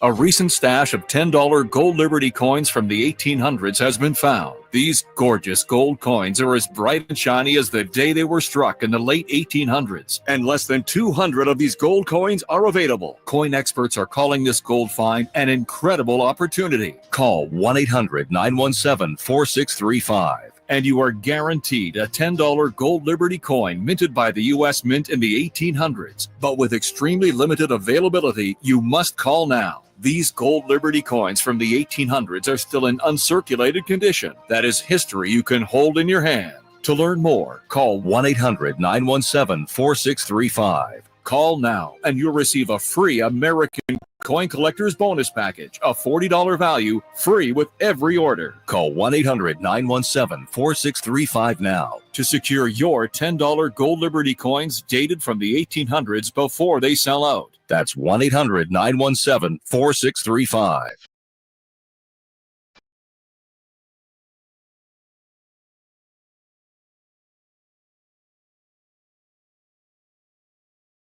Allen Stiles. Watch the show on youtube.com/Sacktown Sports 1140. Or listen on the Sacktown Sports app. It's a phone-in Friday here on the Allen Stiles Show, Sacktown Sports. Not a phone-in Friday, but you can if you want. Well, you do a little less work on Friday. Nobody's going to judge you. It's been a long week. Oh, that email. When I was still in tech, 3:30 comes around. Depending on what the email says, yeah, that might be a Monday thing. If it's a quick question, it's a little bit different. But 3:30, you trying to hit me with an intro to a big project? I'm sorry, homeboy. That's gonna have to wait. That's gonna have to wait for Monday. I got this from the 209. They say, what do you think goes through Devin Carter's mind when everyone says the Kings desperately need a point guard? LOL. I'm going to be honest with you. I watched the tape, and I know Devin Carter is very, very confident, but you watch the tape of him at Providence, Friar. Gotta love Providence. He'll tell you, hey, I can handle the basketball, but he was not a point guard at Providence. I sat here and I watched the tape. Like I said, I didn't watch a lot of tape prior to because I didn't think the Kings were taking a guard. But if you watch him at Providence, it's exactly what he's doing now at a higher level. He probably handled the basketball more because it's not the NBA. But I don't think Devin Carter takes it as a slight, because I don't think Devin Carter looks at himself as some elite pure point guard. He's a gamer. So I don't think Devin Carter feels any type of way when the team is saying that they need a point guard. Honestly, he'd probably agree. It's not his fault that he got drafted to a team that has a bunch of similar guys. Devin Carter, Keon Ellis, Davion Mitchell. You could even throw Colby Jones in there. All the same, from the same tree. Different branches on the same tree. Monty loved it. He had a type. Monty had a type. And he could not break away from it. You know, when you're dating and, I have a certain type, you look around and now you're an elder statesman, maybe you deviate from that type. I used to, normally I like blondes, but it hasn't really worked out. Now 38 years old. All right. I'll date this brunette, whatever the case may be. A lot of women out there. Oh, you got to be 6 foot. A little bit later in life, they don't necessarily have to be 6 foot. You stop measuring the same way. But Monty would not give up on his type. He wouldn't. They had to tick the boxes.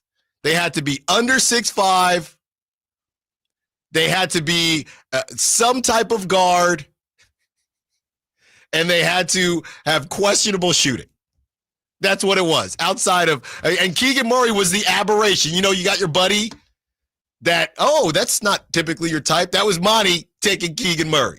But besides that, he stayed within his type. That's just literally what it was.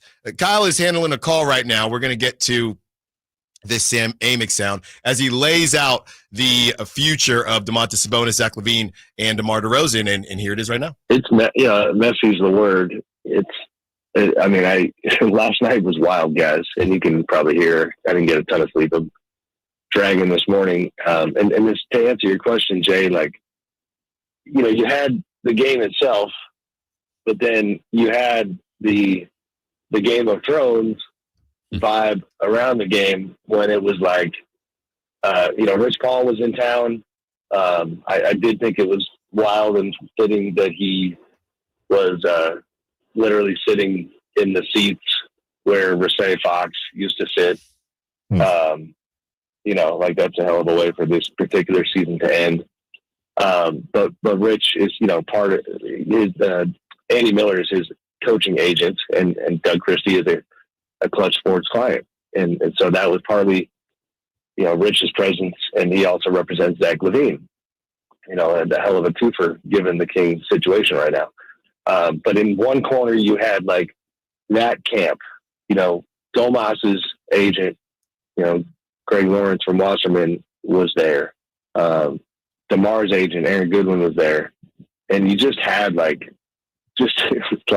camp upon camp upon camp. All these people being what the hell are the Kings going to do? What am I going to do with my guy? That type of thing. With Domas, listen, you do not have to be a basketball expert to watch that game last night and go, oh yeah, it's not a great fit for this dude. I talked to Zach LaVine about him and Domas and hopefully write some of that today. But the fact that they had moments last night that it's not even, at least it's your turn, my turn, with Zach and Domas at times. It's my turn. And then the other guy's nope, my turn. They're just not in sync. Domas flashed in the middle one time and was looking for the ball, and Zach didn't give it to him. And then he came up and Zach wanted the high screen, and it was Domas didn't give it to him. It was just, the chemistry is not good. Zach did express some confidence that with the camp, they could get better and that they would need, some that they've got to make work. Because the thing is, while I don't think Sabonis, I'll focus on Sabonis and DeRozan. While I don't think either one of them is very happy at the moment, Domas in particular, he has a massive contract with multiple years left, and the prospect of saying, hey, I want to trade is not, if he wouldn't to qualify, if he did that, it's just not that easy. De'Aaron Fox was a different story, in terms of age and production and contract status. He had, just the 1 year left.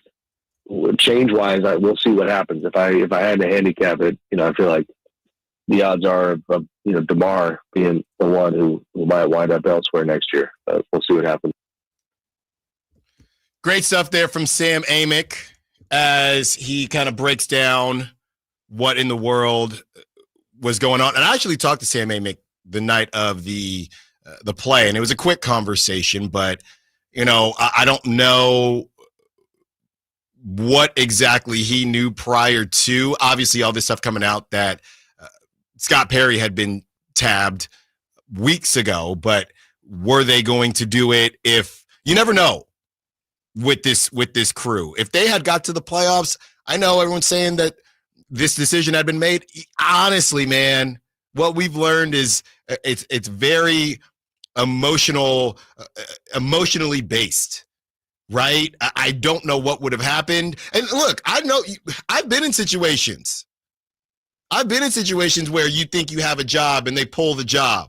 Well, nothing was signed and Monty made it to the playoffs. So sorry, Scott, that could have easily happened. We'll never know now, but until that's how I am. Even when I got this job, I was tripping, man. I was hitting up HR. Hey, I didn't sign yet. You guys got that contract even after it was offered to me? Anything can change. If they had got to the playoffs, I know what they're reporting or what everyone's saying that Scott Perry had been tapped. But with this group, anything is possible. Let's get to Dwayne. Wants to be part of the conversation. What's up, Dwayne? What you got for us? Hey, what's up with my folks, man, on a Friday? Listen, man, I'm a guy who instantly thought Devin Carter was a true point guard. But I will say I did not look at the tape at Providence, but I just automatically assumed he was a point guard, right? And especially when things went bad with Fox and they didn't seem to care. Yeah. You know, so I thought Carter was the heir apparent. So I'm going to keep it short today. I'm going to say Monty's biggest mistake was drafting a hurt guard who wasn't even healthy, who seems not to be able to stay healthy, even though he didn't play that much, over Khalil Ware. So wow. I know that probably wasn't the biggest mistake, but I got that real high on my list. You know, we were all over it, Allen. We were over all of this. So drafting a hurt guard, and I guess he's a tweener over Khalil Ware, is a major mistake for Monty, man. So that's all I got today, fellas. Have a great. That's a great shout, Dwayne. That's a great shout. Thanks for the call, because I will say this. That felt like, and this has nothing to do with Devin Carter as a player, but it felt like they were at that point just kind of playing with us, kind of toying with us. Like, we knew what it was, and we had the jokes about the guards, and he said, you know what? Here goes another one. It was almost as if he was making fun of us. Oh, y'all think I won't? Don't you think I won't draft another guard? I'll draft another guard. Don't tempt me. I know we're way over time. We will continue that conversation because, yeah, as far as Monty's biggest mistake, that did feel just salt. I don't know if salt in the wound's right term. Just here goes one more. Just because, bleep it. Why not? And for him to not necessarily be a point guard, that's rough too. We continue the conversation, more phone in Friday when we return, and we revisit what Domantas Sabonis had to say about the future of the Kings and where he wants to be next season. Allen Stiles, Sac Town Sports. Breaking: the Sacramento Kings and Scott Perry are finalizing a deal for him to become the next GM of the Kings. Keep it here for up-to-date breaking Sacramento Kings news. Sac Town Sports, 1140. Sacramento weather is brought to you by Elk Grove Honda. I'm Dirk Verdorn in the KCRA3 Weather Center, and after some low cloud cover in some areas in the valley, we'll have plenty of sunshine in the afternoon with temperatures warming into the upper 70s, around 80 degrees, with north winds anywhere from 5 to 15 miles per hour. Get the latest forecast on the KCRA3 News and the KCRA3 app. At Elk Grove Honda, we've acquired some of the best pre-owned cars we can find. Whether you purchase a new Honda or a like new pre-owned Honda, Elk Grove Honda has the right Honda at the right price. In the Elk Grove Auto Mall, Highway 99 and Elk Grove Boulevard, or elkgrovehonda.com. I gotta get an Elk Grove Honda. Seems everything costs more these days. Gas, groceries, and when's the last time you checked your wireless bill? When it comes to big wireless, if you're staying, you may be overpaying. Switch to Consumer Cellular to get the same fast nationwide coverage without the big wireless bill. Plans start at just $20 a month, and now for a limited time, new customers can get their second month free. Call 1-888-FREEDOM, visit a store near you, or consumercellular.com and start saving today. Plans include $5 credit for autopay and e-billing. Taxes, fees, and other third-party charges will apply. See website for additional details. This is a story of the one. As a maintenance specialist for university housing, he knows college students can major in wear and tear. Plus, housing so many students doesn't leave a lot of room to house all the supplies he needs. That's where Grainger comes in. With over 1 million industrial-grade products and fast, dependable delivery, Grainger carries the quality products he needs so he doesn't have to.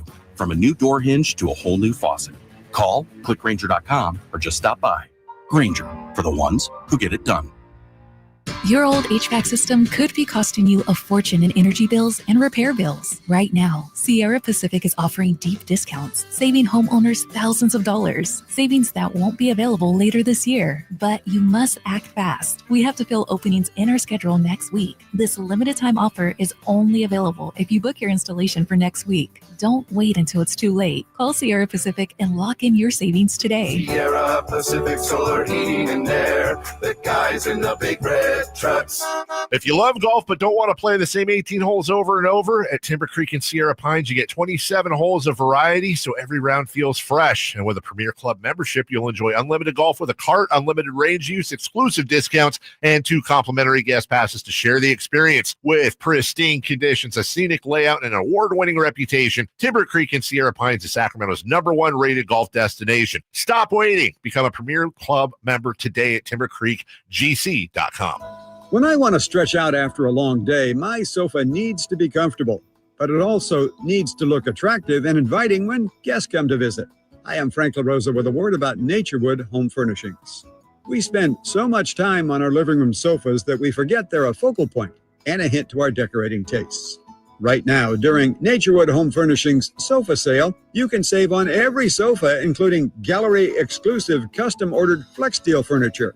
Whether you're interested in a new sofa, sectional, or recliner, you can choose from hundreds of colors and fabrics. Nobody has more styles and choices than Naturewood Home Furnishings. And when it comes right down to it, it's all about choices and always about quality. Shop Naturewood for the look you love at a price you'll love even more. Visit Naturewood Home Furnishings right now for this remarkable sofa sale. Off Highway 50 at Hazel, look for the water wheel.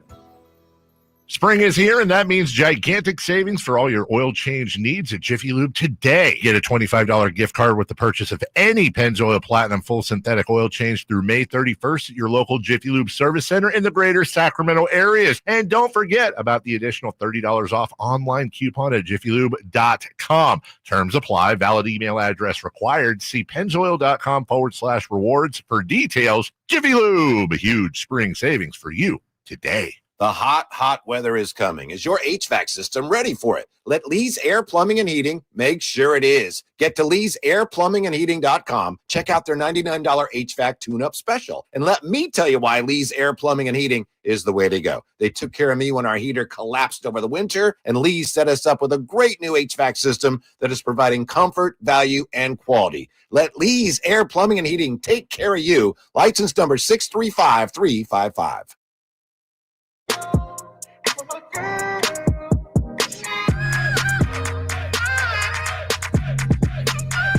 Allen Stiles You can join the show by texting 916-339-1140 on Sacktown Sports.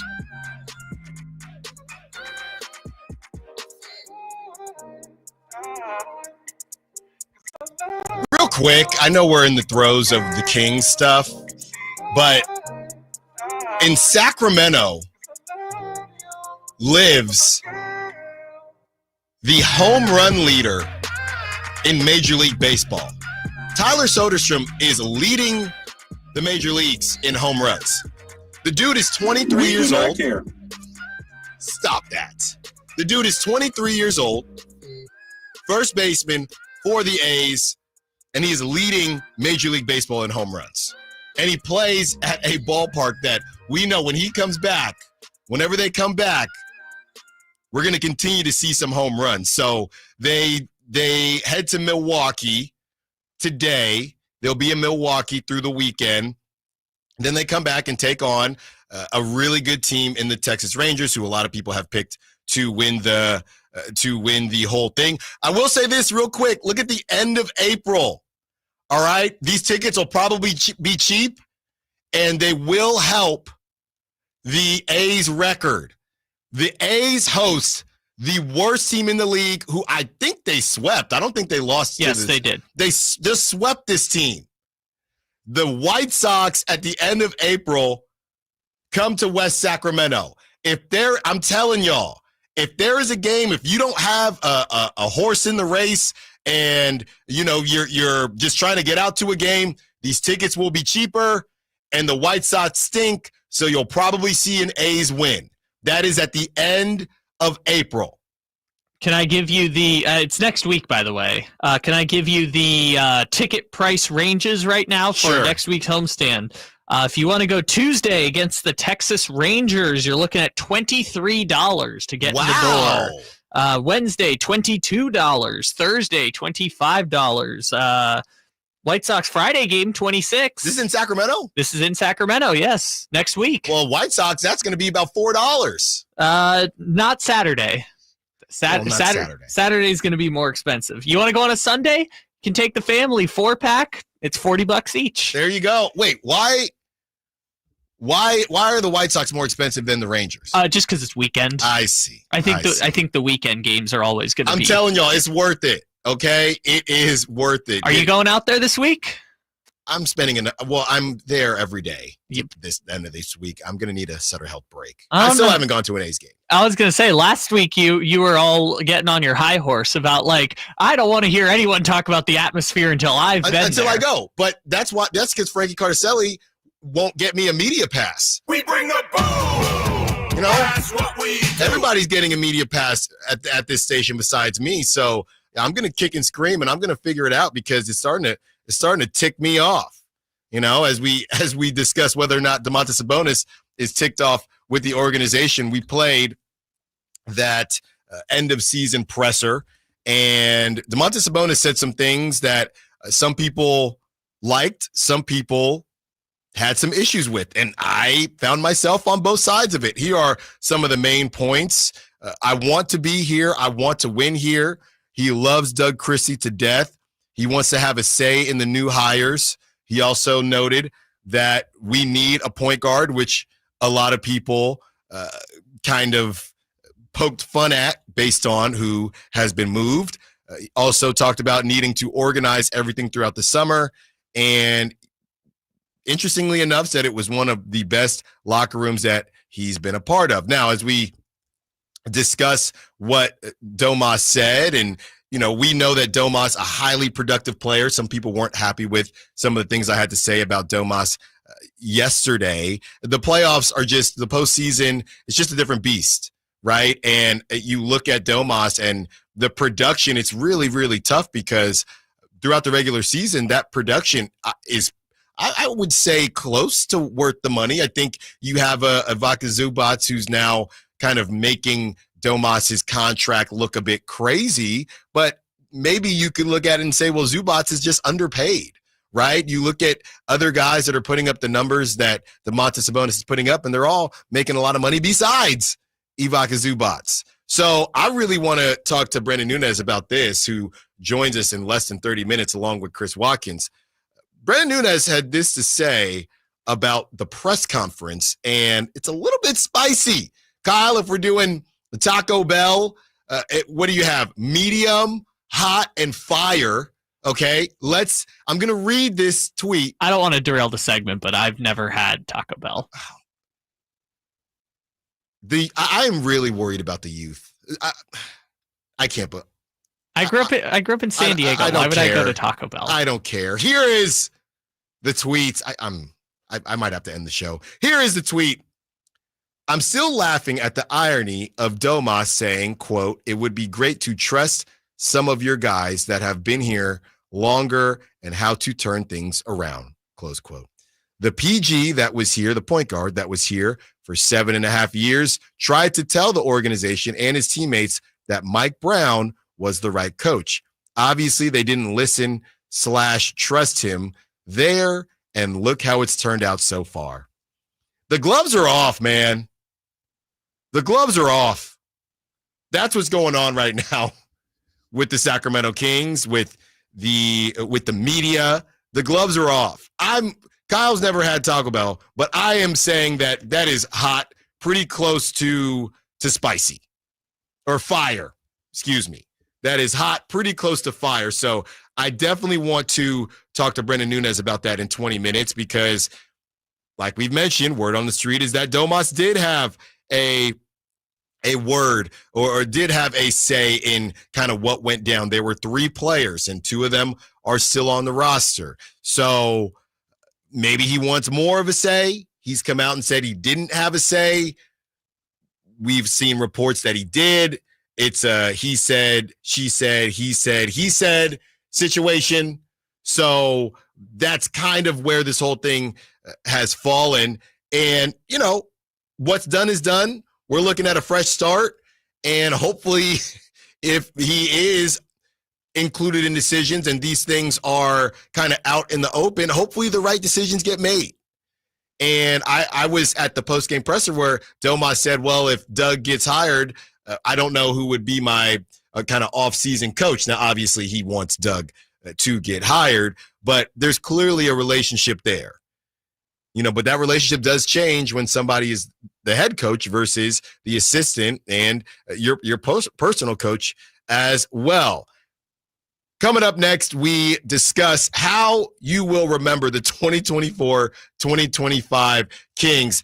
There are too many places to start, but I'll tell you what I'm starting with when we return. Allen Stiles, Sackdown Sports. On the move? Got somewhere to be? Take Sacramento Kings basketball with you. The Sackdown Sports app will let you stay connected to your passion. Never miss a moment of Sacramento Kings basketball with the Sackdown Sports app. Hi, I'm Smokey Bear, and I made an assistant to help you out, because only you can prevent wildfires. Hey, Assistant Smokey Bear. Call me Papa Bear, because I'm grilling up dinner. You get it? Yes, good job. So, what should I do with all these coals? Don't just toss them out. Put them in a metal container because those embers can start a wildfire. I understand. The stakes are high. Ha, ha, ha, ha. Learn more at SmokeyBear.com. Brought to you by the U.S. Forest Service, your state forester, and the Ad Council.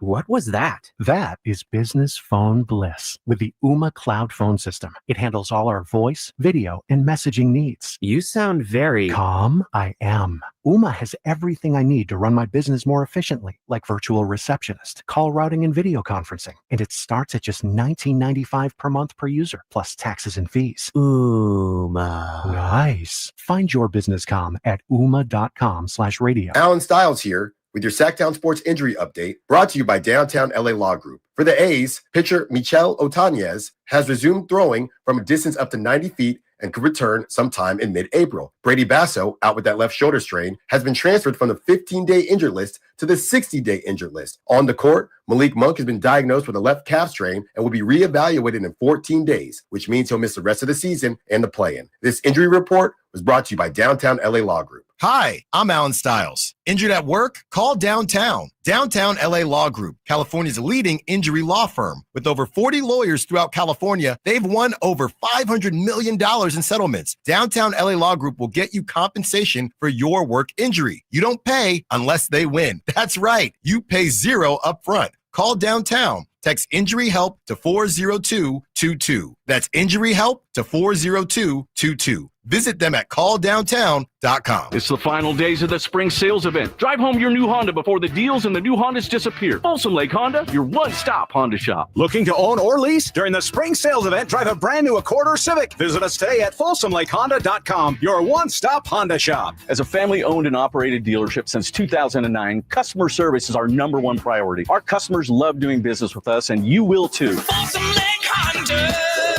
yeah, your one-stop Honda shop. The cards are lining up with Sky River Casino's $130,000 weekly Baccarat tournament. Every Thursday, now through June 26th, is your chance to share in $10,000 in prizes, with a guaranteed weekly winner taking home $5,000 in prizes. Feeling lucky? Your first hand is on us. Visit skyriver.com for complete details. Gambling problem? Call 1-800-GAMBLER. Must be 21 or older. Sacramento's premier country music festival, Country in the Park, is coming back May 16th and 17th at Cal Expo with Bailey Zimmerman, Billy Currington, Cole Wetzel, Nate Smith, and more.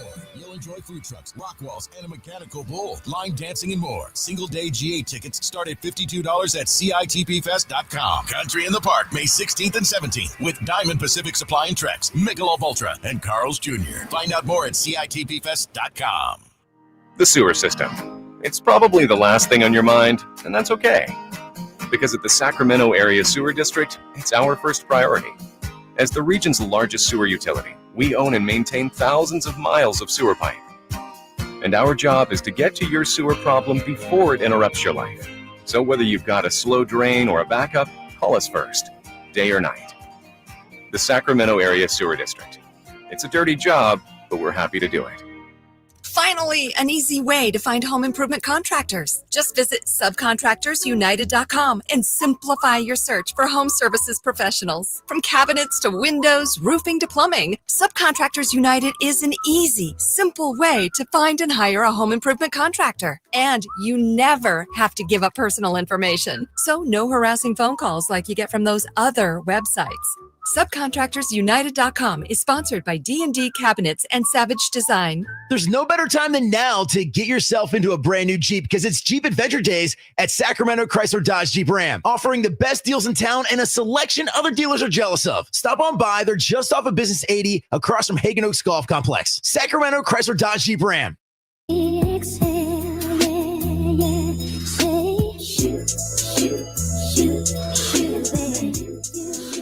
Allen Stiles. Watch the show on youtube.com/Sacktown Sports 1140. Or listen on the Sacktown Sports app.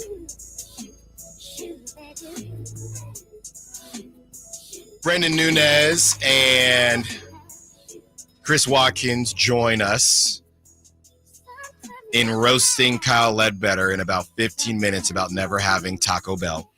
So that's coming up in 15 minutes. Oh, there were like 3 different directions that could have gone. I'm still flabbergasted. You still haven't clowned me for Klay Thompson.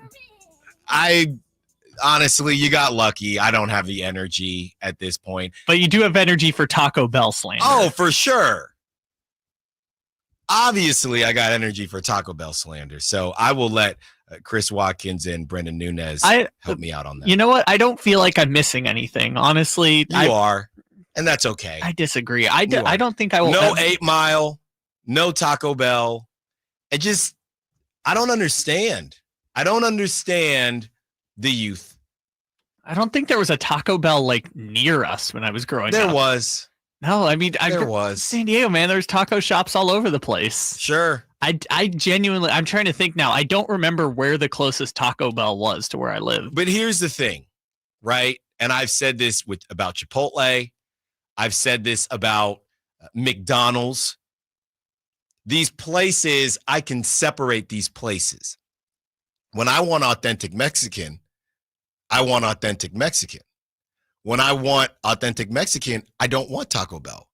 When I want Taco Bell, I want Taco Bell. But when would you want Taco Bell? There's times where you want Taco Bell. I disagree. I don't feel like I'm missing anything, and I don't think I'll ever have Taco Bell. There's times where, the whole thing, and Chipotle is a little different because, they're better ingredients, and they're trying to, I guess, people think they're trying to fake it. I don't see it that way. When I want Chipotle, I want Chipotle. When I want authentic Mexican, I don't get Chipotle. I get authentic Mexican. Yeah, but I also feel like I'll pay the $6 for a bean and cheese burrito at a taco shop versus buying one from a place where meat costs less than a pack of gum. Well, that's your problem. First of all, who goes to a real taco spot and gets a bean and cheese burrito? Me. When I was a kid, this all is insanity. The time. Ortiz's Taco Shop in San Diego. I'm shouting them out even though no one knows what it is. Bean and cheese burritos, $6 after school. Bean and cheese burrito. Have you no pride at all? Yeah, you don't know, man. That and again, I'm doing the thing where like it's nostalgic for me because after 9th grade or 10th grade, I'd finish science class, I'd go down, pick up a burrito, walk to get picked up. It's the nostalgia thing for me, so I loved it. And when you're in 10th grade, you only got $6. You're like prime Taco Bell age right now. Yeah, and I don't need Taco Bell. 916-339-1140, Taco Bell. Overrated, underrated, properly rated. Because it is properly rated, and this kind of nails it for me right here. 916 says, you're missing nothing, but who the hell has never been to Taco Bell? That's kind of how I feel. But if you've never had, you've never had a Crunchwrap Supreme? Our guy Lawrence Dubois in the Sac Chat, who, by the way, I got to meet over at Doco on Tuesday. Lawrence Dubois is saying basically the same thing. You're not missing anything. Stay away from Taco Bell. But that's my point, is like overrated, underrated. I'm not rating it at all. I'm saying I'm not eating it and am not missing anything. Yeah, people are chiming in $6 for a bean and cheese burrito. Yeah, is Kyle getting paid more than me? What the hell is going $6 for a bean and cheese burrito? I will say, how I'm being nostalgic about, when I was young and doing this. This was 2017. I'm not that old. This was like 2017. I was doing this. This is crazy. The economy wasn't what it once was. This weekend, you go out, you party, you're hungry, you go get, and you send me a picture of a chalupa, of a Crunchwrap Supreme. I will Venmo you the money if you send me the picture. No, what you're describing right now, you go out, you party, you get a little hungry. Yeah. That's what Jack in the Box is for. At least you've had Jack in the Box. Oh, yeah. Jack in the Box was a staple in our household. Well, as we talk a bit of nostalgia, I don't know how many people will be nostalgic about the 2024-2025 Sacramento Kings. How will you remember? And a lot of people are saying to stop call them the interim beam team. I don't know what the hell to call them anymore. It doesn't matter. It was one of the craziest seasons. How about a mess? 2024-2025 Kings. ... A mess. Because that's what it was. How will I remember those Sacramento Kings? I will remember the 2024-2025 Sacramento Kings as duct tape and super glue. Because that's what they tried to do this season. They tried to duct tape something together with a little bit of super glue, and it didn't work. It almost worked. You ever got a project and 530, yeah, the Mexican pizza, come on now. Don't get me going. I'm about to get something at lunchtime. What do you mean a Mexican pizza? What is that? I'll tell you off the air. But you ever working on a project and you're trying to fix something? You know what? My wife went to Vegas about a month ago, right? And my daughter is going to be 2 next week, and she's in the throwing stage. So my wife brings home the first snow globe for my kid, and she threw it at the wall. She threw the snow globe. Now, it was a small one. She threw it at the wall, and luckily, the actual liquid didn't break, but the stand that said Las Vegas, that cracked. So I thought, hey, this is my chance to be home improvement, Tim Allen, handyman. So I grabbed some Gorilla Glue, and I'm in the garage trying to fix it. My wife was ticked off. And it was kind of my fault because I threw something previously, so my daughter decided to throw something. So I'm in the garage, and I'm getting the super glue. It's sticking to my hand. And as soon as you think you got it, it sticks to your hand a little bit. You pull it off, and the whole thing comes apart. That's the 2024-2025 Sacramento Kings. They almost pulled it off. They almost did. Now, it was still probably only about $5, which would have been the first round of the playoffs, right? It's not an expensive situation, but they almost pulled it off. Couple injuries here, no Malik Monk, not playing together as much because Domantas Sabonis more injured than he's been throughout his whole time in Sacramento. You had Malik obviously missing that time, Devin Carter missing time, Jake Laravia, a huge addition, he missed time. They almost pulled off the Gorilla Glue and the duct tape, but they didn't. That's how I will remember the 2024 Sacramento Kings, the 2024-2025 Sacramento Kings. So Brennan posed that question before in my immediate quote tweet, and this will be through everything that happened between the excitement around DeMar DeRozan to the Malik Monk starting, to the injuries, to the 60-point games, to the winning streaks, the coaches being fired, the trades, the injuries, the Zach LaVine 42-point game against the Hornets, the win streak against the Cavaliers at the end of the season, the Kawhi Leonard shot, everything that happened this year, the thing that I will remember this season by is the Sacramento Kings dropping a mascot that looked like the Syracuse Orange mascot got the Deadpool face disease and thinking that was a good idea. Royale will live forever and ever in my mind, seared into my head. I forgot about Royale, to be honest with you. Royale is first and foremost the way I will be remembering this chaotic 2025 season. The first season I've gotten to produce a full-time radio show. It will be that creepy man. What the bleep is this? That's the quote. De'Aaron, what the bleep is this? Also, I am happy that I know you're going to troll me, Kyle, I will never have to hear Not Like Us again. That is the soundtrack to this godforsaken season. Oh my gosh, I'm so done. I'm so glad it's over. Can I just say one thing that doesn't matter at the end of the season, but DeMar DeRozan did go for 30 when I picked him as the dog of the game. Sure. So 6 times unbeaten picking DeMar DeRozan as the dog of the game. Hang the banner. 6 times. Every single time he went for 30-plus points, except the one time against the Rockets where he was their leading scorer. You know what I just thought about? And we got to get to the other side. The boys are in the building. remember when, and I'm going to talk to them because we've been at all those games. So the Kings did a thing, and I think it was when they were winning, because that's normally when the Kings do things, where they were going to, when you went to the game, and I know there's some listeners that were probably in the game or probably there. There was a game where they teased the return of Royale, and then it never happened. I remember that. Yeah, Whitey talked about that. There was a video, and then it never, I think they probably went on a losing streak, and it just went away. It just went away. God, it would have been so great to bring him back for that last game. It just went away. They literally base everything they do. We haven't seen an episode of The Run since the 7-game winning streak. Remember, it's just running the option route. That's all they do. Did we win? Yes. Did we lose? Okay, then we can't do that anymore. Remember when De'Aaron Fox and Malik Monk did one podcast episode together and then it just never happened again? R.I.P. Royale. The boys are in the building. Brendan Nunez, Frankie Carter-Selly. A little bit of roundtable when we return. AutoZone. Annie's first oil change wasn't as hard as she thought because she went to AutoZone, where a friendly AutoZoner helped her find the right oil and save on an oil filter. He explained the job and showed her free how-tos on AutoZone.com.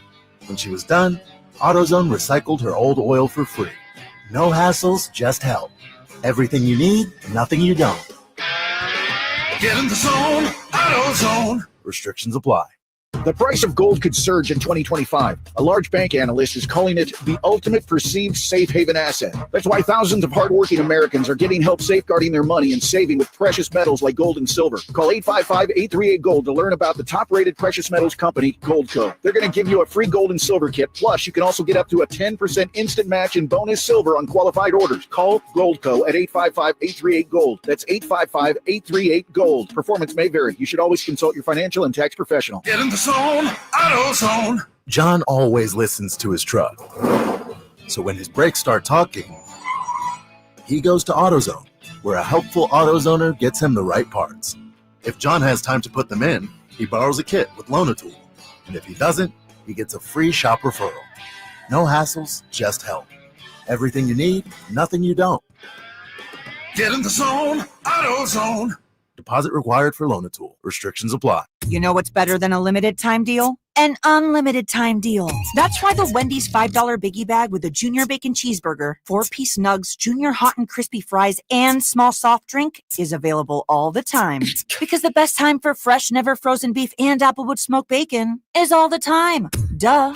I feel like I'm repeating myself a lot. For the best deal of all time, gotta be Wendy's. Unlimited time does not mean forever. U.S. price and participation may vary. Prices may be higher in Alaska, Hawaii, and California via third-party delivery. Fresh beef available in the contiguous U.S., Alaska, and Canada. Is reviewing life insurance on your to-do list? Now's the perfect time to add it. A friend recently told me that securing life insurance sooner rather than later can help you lock in lower rates for years to come. So I bumped this up on my list and got it done. I called SelectQuote and couldn't believe how easy and affordable life insurance is. I'm 40 and got a $500,000 policy for $16 a month. My husband's also 40 and his $500,000 policy was only $18 a month. Plus, with SelectQuote's same-day coverage, there was no medical exam required and we were covered by the time we hung up. Knowing I have this checked off my list feels amazing, but the peace of mind knowing my family is protected feels even better. Call SelectQuote at 1-800-694-1010. That's 1-800-694-1010. Or go to SelectQuote.com to get your free quote today. 1-800-694-1010. Details on example rate at SelectQuote.com. Hello, I'm Frank Cocker with the Retirement Security Centers with a weekly economic update. Trade deals are a big topic, especially with large trade partners such as China. The big players in the current trade war with the U.S. are significant manufacturers. What are the issues of concern and where could we see some gains? Currently, the U.S. imports more items from China than it exports, causing a trade deficit. In 2024, the U.S. trade deficit with China was $295.4 billion. This is better than the $418 billion during Trump's first term. Based on what we import to China, according to Axios, more than 930,000 jobs were supported by the $143 billion of goods and materials we export to China. China is actually our our third largest export partner. Our top exports to China are oilseeds and grains. China's top imports to the U.S. were electronics, machinery, appliances, toys and games, textiles, and chemical products. With the White House signaling it is optimistic about a deal with China, maybe we won't see this stalemate result in a recession. How might this affect you or your family? Please go to frankontheradio.com to schedule an appointment, watch videos, and receive market updates. I'm ready to help you start your journey so you can define your future. Securities and investment advisory services offered through Mosaic Wealth, member FINRA SIPC. Mosaic Wealth is separately owned and other entities and or marketing names, products, or services referenced here are independent of Mosaic Wealth. It's Carmichael Dave talking to you about my good friends at American Energy. You're in the Sacramento area. You know how the seasons work. They are a-changing right now. So American Energy wants to help you stay warm for the rest of the cold season, but help you stay cool during the warm season. Best way to do that, make sure your system is operating safely. So right now is the time to take advantage of half off a tune-up, $24.50. They cut that right in half, and if you want a diagnostic, guess what? You can't beat free. If it's free, it's me, and now it can be you. And also, it's the end of the season blowout. $4,000 off a new system plus any rebates. That $4,000, that's a direct drop from the sticker price. It's a great deal. Check them out at theaeway.com for an instant quote or give them a call at 916-520-9990. That's 916-520-9990. Tell them your good buddy Carmichael Dave sent you. Call 916-520-9990 now. If you're not looking for a brand new car, at Elk Grove Honda, we've acquired some of the best pre-owned cars we can find. We've kept only the best of our trades, and our buyer has found some of the finest pre-owned Hondas available in Northern California. You can see for yourself at elkgrovehonda.com. Whether you purchase a brand new Honda or a like-new pre-owned Honda, your car buying experience will be the same. We have the right Honda at the right price. You'll find us in the Elk Grove Auto Mall, Highway 99 and Elk Grove Boulevard. I gotta get an Elk Grove Honda. KHTK HD1 Sacramento, KYMX HD3 Sacramento. From the Power Business Technology Toshiba Studios. This is Sacktown Sports 1140.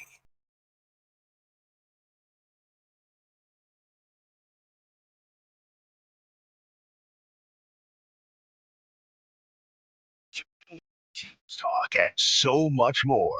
Live and local. Allen Stiles on Sacktown Sports. A little bit of housekeeping here.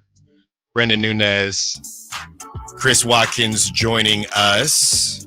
Very excited to have them in the building. A little bit of housekeeping. Want to catch Joe from the 530 before he might have to do something else. Joe says, Alan, if I'm able to get tickets to a River Cats game, where are you in the park so I can stop by and say what's up? You'll see me, Joe. Everywhere. Yeah, you'll see me. Don't you worry about that. Come on down. Today, Saturday, and Sunday, we'll be in the building. A little bit more housekeeping. Guys, I don't know if you saw this from Mark Haynes. Looks like the presser for Scott Perry is tentatively set for Tuesday.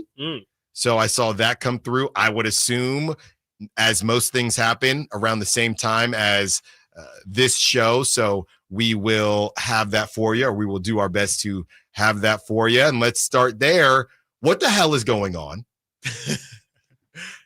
With what? I mean, this all went downhill when they fired Mike Brown. I feel like we outlined that pretty well. And honestly, I'm not the most surprised at how everything has played out since that point. I do wonder if there's anybody out there, because there are a lot of people, whether, we know how social media gets down, but also listeners that thought that it was the right decision. And I do wonder now that the season has ended and how the season ended, if they still feel like that was the right decision, simply because of everything that it led to. Because there are a lot of people that, hey, Mike Brown wasn't, if Mike Brown gets hot, some people cannot be the right fit and work out. A good coach. If Mike Brown gets hired for the Suns, right, that doesn't necessarily mean that it wasn't the wrong decision. Mm-hmm. So I would separate those things, but it kind of feels like it was the wrong decision based on everything that it led to. Yeah, I mean, kind of like Brendan said, I mean, I feel like we've, specifically, I'll plug the Return of the Roar podcast. Like, I feel like we've been just screaming this literally since the day Mike Brown got fired, that it at the time didn't make any sense. And I think, frankly, I was a bit surprised at the amount of people. And, I get it. Like, some people just have the mentality of, you don't know, you can't see the future, so let everything play out, and then we can actually determine it. But I just think, we were around the team so much, it was very clear and obvious that it was not any of Mike Brown's doing, that the team wasn't successful at that time. Like, he was preaching all of the right things. He was very consistent with his messaging. I think, that might have gotten lost with some of the players. Like, he might have not been as direct as what some players would have wanted in terms of their roles and things like that. And, we definitely used to chronicle all the time, like the fluctuation of, hey, who's getting the call up today? Mike Brown searching for people at the end of his bench. I'm sure that was really frustrating, but he was always clamoring about defense. He would specifically tell us the things that he was hoping his team would do. Stop middle drives, close out and make sure you're hitting guys' hands. Yeah. And we saw the team like actually progress in those areas, but we also would really notice when they wouldn't do those things. And I think it was really clear that kind of what you're outlining. Like, I think he had the right messaging, but for whatever reason, maybe it was the wrong club or the wrong group of guys.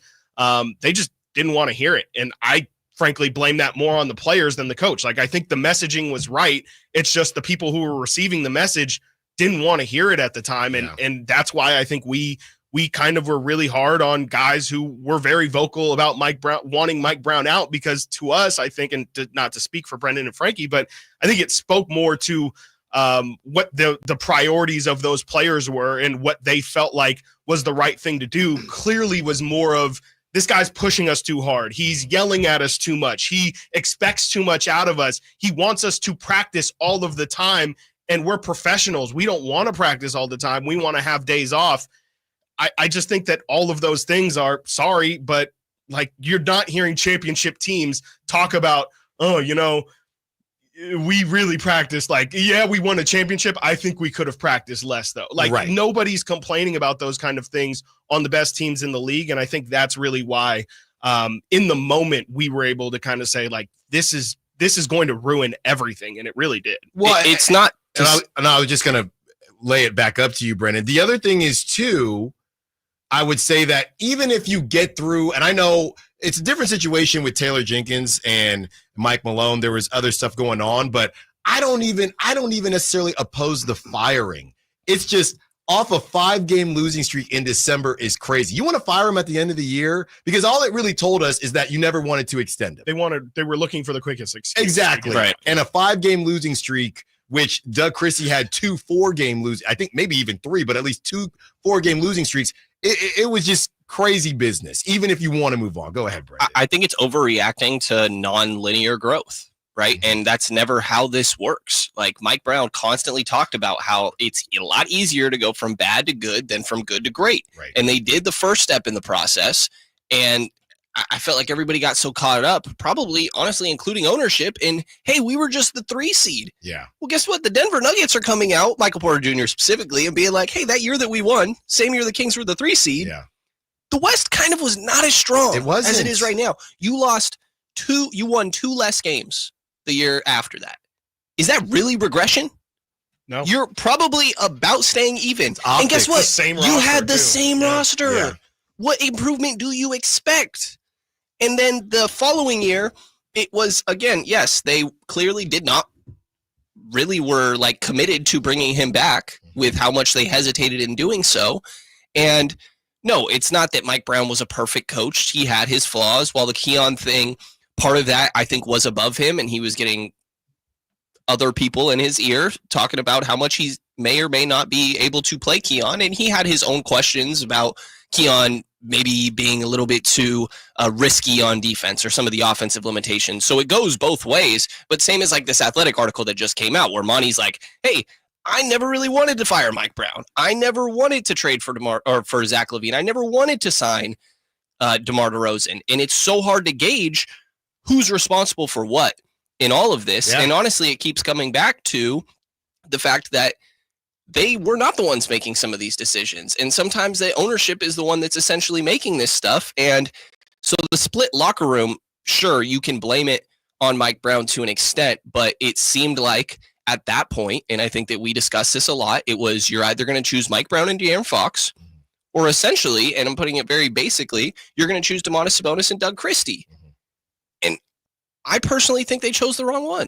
And also, I would just add to that as well, just to kind of wrap up the Mike Brown part of it. Like, it gets mentioned all the time, but like for day one, the vertical and horizontal alignment, like it's very clear that there was no vertical and horizontal alignment at any point. Again, like the vertical part of it, like Monty McNair and Mike Brown were clearly not on the same page, right? Like, Alan, you and I used to joke all the time about JTA. Like, the second JTA gets in the building, Mike Brown is finishing games with Juan Toscano-Anderson.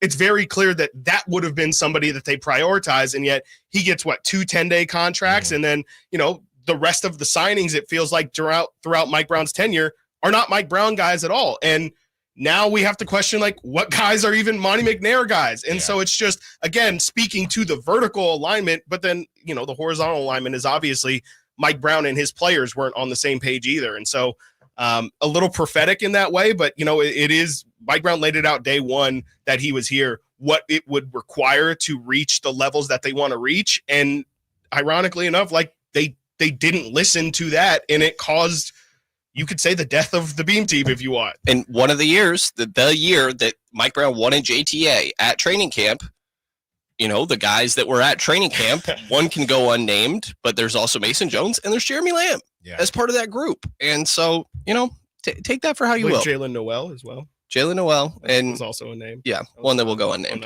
Well, the other thing is too, just looking at some of the decisions that were made at those times, I think the question becomes whether or not, and we've been having a discussion, what was Monty's biggest mistake? And I've just told everyone, for the sake of the drill, let's just assume Monty made the decisions, because now it turns into, well, did he want is that a mistake? Yeah, it's an impossible conversation. So I've just said it's the guards, right? All the 6'2" guards that have been running around. But as far as them moving forward, do you think moving off of Mike Brown looks worse if they don't even move forward with Doug Christie, or does it not matter at this point?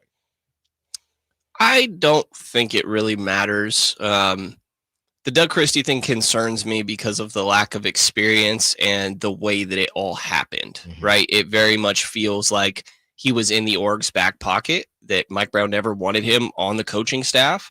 And that's nothing to do with Doug as a person. That's just not how Mike Brown wanted to build his staff. But he was told, hey, listen, this guy's going to be there.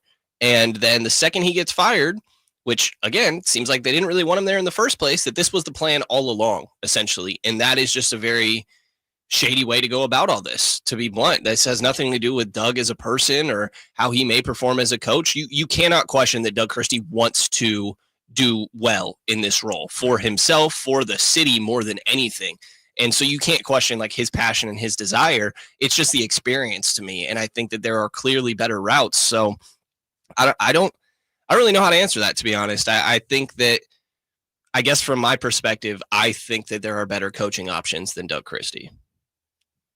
Yeah, I mean, I would really agree with all the positives that you said, for sure. And just to kind of throw on top of, I also agree with that last thing you said. I think you can definitely, kind of much like Scott Perry, like, not saying, and it's not saying for both of these guys, Scott Perry and Doug, that they won't do a great job or, maybe even the best job possible. But it's just, it feels like the lack of searching is just a flawed process. And, there's no reason why you shouldn't get, I heard Dave say it the other day, and I think it's a fantastic point. Like, you get free advice, right? Like, if you did the GM search, you could have just asked all the best basketball minds in the world, what would you do with my situation? And you don't have to hire that person, but it's maybe sparks something in you, though maybe we don't want that getting, random ideas sparked in him. But, I think it's just a missed opportunity to hear as many perspectives on your team as possible. And it's really just a missed opportunity. And I do, in a weird way, kind of think that Doug's biggest strength is also, my biggest concern is that I don't, he's great at making relationships. He clearly is, like, has a personal relationship with DeMar and Domas, but I wonder how much of that, he has a connection with this current squad. Like, he worked out during summer with Domas and DeMar DeRozan and things like that. Is he going to be able to create that same level of connection as the head coach when he's not going out there in the summer, personally working with these guys, living with these guys, when you kind of have to have a little bit more of a bird's eye view on things and you can't be boots on the ground? Like, how does that, and Doug is like an all-time relationships kind of guy, but I just wonder if it just won't be the same. And if he just kind of had a really good grasp on this group, and maybe that doesn't translate when you throw in 6 new players next season. Kings roundtable, more like a triangle. Brendan Nunez, Chris Watkins. When we return, Brendan brought up that maybe Keon not playing wasn't because of Mike Brown, but why would that happen? Allen Stiles, Sacktown Sports. Breaking: the Sacramento Kings and Scott Perry are finalizing a deal for him to become the next GM of the Kings. Keep it here for up-to-date breaking Sacramento Kings news. Sacktown Sports 1140. Sacramento weather is brought to you by Northwest Exteriors. I'm Dirk Verdorn in the KCRA3 Weather Center, and sunny skies expected this afternoon with temperatures that will be warming into the upper 70s to lower 80s and a bit of a north wind blowing anywhere from 10 to 15 miles per hour with gusts up to 20 miles per hour. Get the latest forecasts on the KCRA3 News and the KCRA3 app. Northwest Exteriors wants to keep you cool all season long. Trusted in Sacramento for heating and cooling systems. Book your tune-up today as part of our 30th anniversary special. Call 888-TRUST-NW or visit trustnorthwest.com. Simply the best. Trust Northwest. Power Business Technology is proud to be a 100% independent, locally owned and managed Toshiba copier dealer. Local ownership cuts out the red tape, allowing ourselves to never be too busy to personally answer the call when our clients need us. Recognized for excellence in service execution, training, and customer service, we're proud to be named a Toshiba ProMasters Elite Dealer since 2021. Contact us today for all your business printing needs at 844-POWER-BZ. That's 844-769-3729 or visit us at powercopiers.com. Save $12,750 off MSRP. Every new 2025 Silverado 1500 LT and RST 5.3 in stock at the Maida Chevy Silverado Super Center. After all rebates. And Maida Chevy still has one of the largest selections in the Sacramento area. $12,750 off new Silverado exclusively at the Maida Chevy Silverado Super Center. Now that's big, huge. See them all at MaidaChevy.com. Together, let's drive. Illustrated 2011 renewal not available with special financing, lease, and some other offers.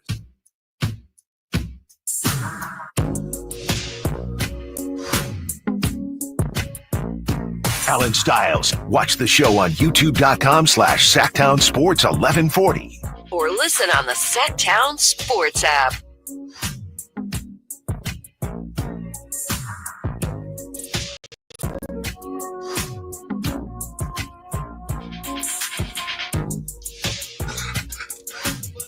Chris Watkins, Brendan Nunez, no Frank Cardicelli today. He's too busy for us because he's the first person to have a child.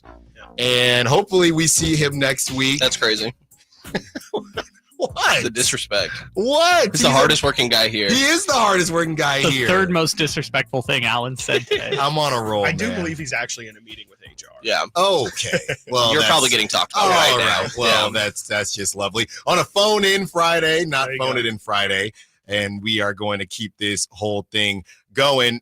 Brendan, I wanted to expand on what you said when you alluded to Keon Ellis and maybe Mike Brown. Because that was, I mean, we go on social media and that's immediately, he was in the doghouse. We had questions about the doghouse. Mike Brown had conversations with media about, hey, this is what I'm seeing. Now the question is, did he have to have those conversations? If we go down the rabbit hole of Mike Brown not having full control of the lineup, which is a crazy rabbit hole to go down, what would be the thought process? He's taking playing time away from someone, and if that is the answer, who is that someone? Can you elaborate on that?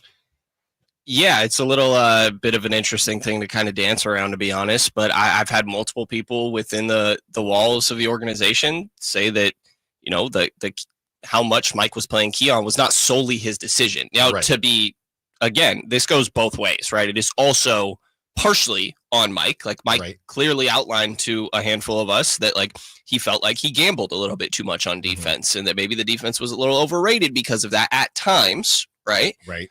And Mike Brown is also very much a, hey, I'm going to hold the young guys accountable Yeah. to a fault at times, obviously, very much like everybody that we see in this Popovich tree, to be honest.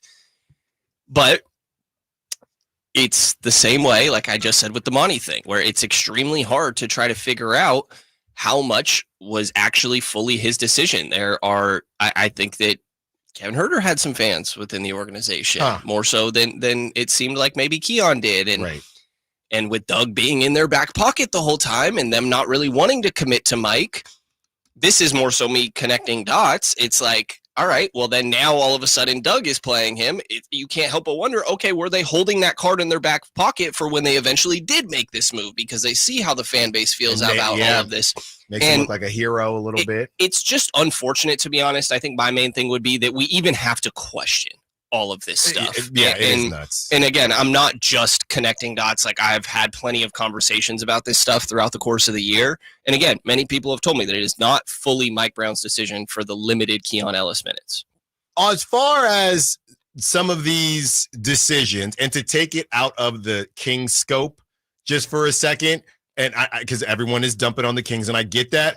We've seen podcasts, Chris, where, this goes beyond just the NBA, where there's a dude on the bench that's getting paid peanuts. There's a dude playing that isn't getting paid peanuts, and that organization kind of wants you to play the guy that they're paying. Yeah. So the Kevin Huerter thing, I can believe, not necessarily because the Kings are a mess. Well, in part, yes, but also that is a well-known thing. If you are, especially for a team that ain't in the luxury tax, a lot of politics, clearly care about how much money is being spent, and it comes down to, hey, well, we're paying Kevin Huerter 16, 17 mil. We really like Keon, but that's, like we said, a kind of a back pocket thing. I don't want Keon playing 30 minutes. Let's see if we can get our money's worth out of Kevin Huerter. Yeah, I mean, it's like Brendan just kind of said there. It's the basketball politics of it all. Like, there's just a lot of stuff that isn't as black and white as hey, this guy's playing well and that guy isn't. Like you said, like sometimes pay comes involved. Right. Sometimes it's what Brendan's outlining, where it's people within the organization have some say and play some favoritism. And there's a lot of reasons why things go bad, and it's not just here, that's what really happened in Denver as well, is there was a basketball politics of the GM really liked his young guys of Christian Brown, Peyton Watson, Julian Strother, and Mike Malone really liked to play Russell Westbrook. Yeah. And so, there's a bit of that goes on here. I think, I feel like I told everybody by the end of the season, like I was willing to see or ready to see what the basketball politics was going to shake out with Zach LaVine. I think he's really the basketball politics figurehead right now, because the Kings are in a situation where they're going to be paying him $45+ million a year. And I asked everybody, like, in these play-in or elimination gotta have it games, I was really curious to see, you have 5 spots, and Keon, Malik obviously was hurt, but like Keon, Malik, DeRozan, and LaVine were really fighting for 3 spots, because we knew Keegan and Sabonis were going to be out there. And to see, look, I think everybody probably would have said that we want to see Keon out there, but the reality of the politics are, I don't know if he has a political favor over a Malik Monk, over a DeMar DeRozan, or over, again, a $45 million Zach LaVine. And so, it's still, I think, very, very alive and well here in Sacramento is the basketball politics. Domantas Sabonis, is he a winning player? How do we define a winning player? The guys define it on the other side. Allen Stiles Show, Sports. Breaking: the Sacramento Kings and Scott Perry have finalized a deal for him to become the next GM of the Kings. Keep it here for up-to-date breaking Sacramento Kings news. Sacktown Sports 1140. I'm Ken Korak with your Green and Gold Report, brought to you by Comcast Business, powering possibilities. With a little historical perspective on Jacob Wilson's 15-game hitting streak to begin the season, which ended on the 13th against the Mets. In the expansion era, the only longer streak by an Athletic to start a season, Stan Javier hit in 17 straight in 1994. The Athletics record, Hank Majeski, 19 straight in 49. Comcast Business is powering the engine of modern business with reliable connectivity, enhanced cybersecurity, advanced fiber solution, and Wi-Fi backup. Comcast Business helps turn today's small businesses into engines of modern business. For details on special offers, including free professional installation and up to a $500 Visa prepaid card on qualifying internet bundles, log on to business.comcast.com. Comcast Business, powering possibility. Twin Peaks is the best in the game. Here, the ultimate lunch lineup boasts wall-to-wall sports and scenic views. When you're hungry and in a hurry, the Scratch Kitchen delivers lunch in the clutch. I mean, where else can you order a 29-degree draft beer and a quickie combo on your lunch break? Only at Twin Peaks, the #1 sports bar. Twin Peaks Scratch Kitchen scores every time. Dig into hand-smashed burgers, chef-inspired flatbreads, and more at your local lodge. It's a myth to think you don't play golf well enough to get fitted for golf clubs. The professionals at the Hagen Oaks Player Performance Studio would argue that playing the game with golf clubs properly fitted to your body and swing characteristics is the best way to improve your game and have more fun on the golf course. With a professional staff of fitters, all the major brands of equipment, and cutting-edge technology featuring TrackMan, the indoor-outdoor Hagen Oaks Player Performance Studio is worth a look. See for yourself, Fulton Avenue at the Cap City Freeway. Schedule your fitting at 916-808-2531, 808-2531. Finally, an easy way to find home improvement contractors. Just visit subcontractorsunited.com and simplify your search for home services professionals. From cabinets to windows, roofing to plumbing, Subcontractors United is an easy, simple way to find and hire a home improvement contractor. And you never have to give up personal information. So no harassing phone calls like you get from those other websites. Subcontractorsunited.com is sponsored by D&D Cabinets and Savage Design. Sacramento's premier country music festival, Country in the Park, is coming back May 16th and 17th at Cal Expo with Bailey Zimmerman, Billy Currington, Cole Wetzel, Nate Smith, and more. You'll enjoy food trucks, rock walls, and a mechanical bull, line dancing, and more. Single-day GA tickets start at $52 at CITPFest.com. Country in the Park, May 16th and 17th with Diamond Pacific Supply and Trex, Michelob Ultra, and Carl's Jr. Find out more at CITPFest.com. Hey, everybody, it's your boy Kyle Draper. You know, I still remember the first car I ever owned. It was sweet. It was cherry red, but it didn't quite run the way that I wanted. It would make a funny sound like something like that when I was driving, and eventually I had to get rid of it. But I tell you what, I wish I knew the fine people at Mercedes-Benz of Stockton back then. You know, their service department is first class, and they accept most extended warranties no matter where you purchase your vehicle. Their service department, those technicians out there, they're super experienced, more than 224 years. Plus, they treat you fairly. The price is fair. They treat you like your family. So schedule your service today at Mercedes-Benz of Stockton. It's just a short drive right off I-5. Or, of course, you can go online anytime at mbfstockton.com to schedule your service today. And tell them Drape sent you.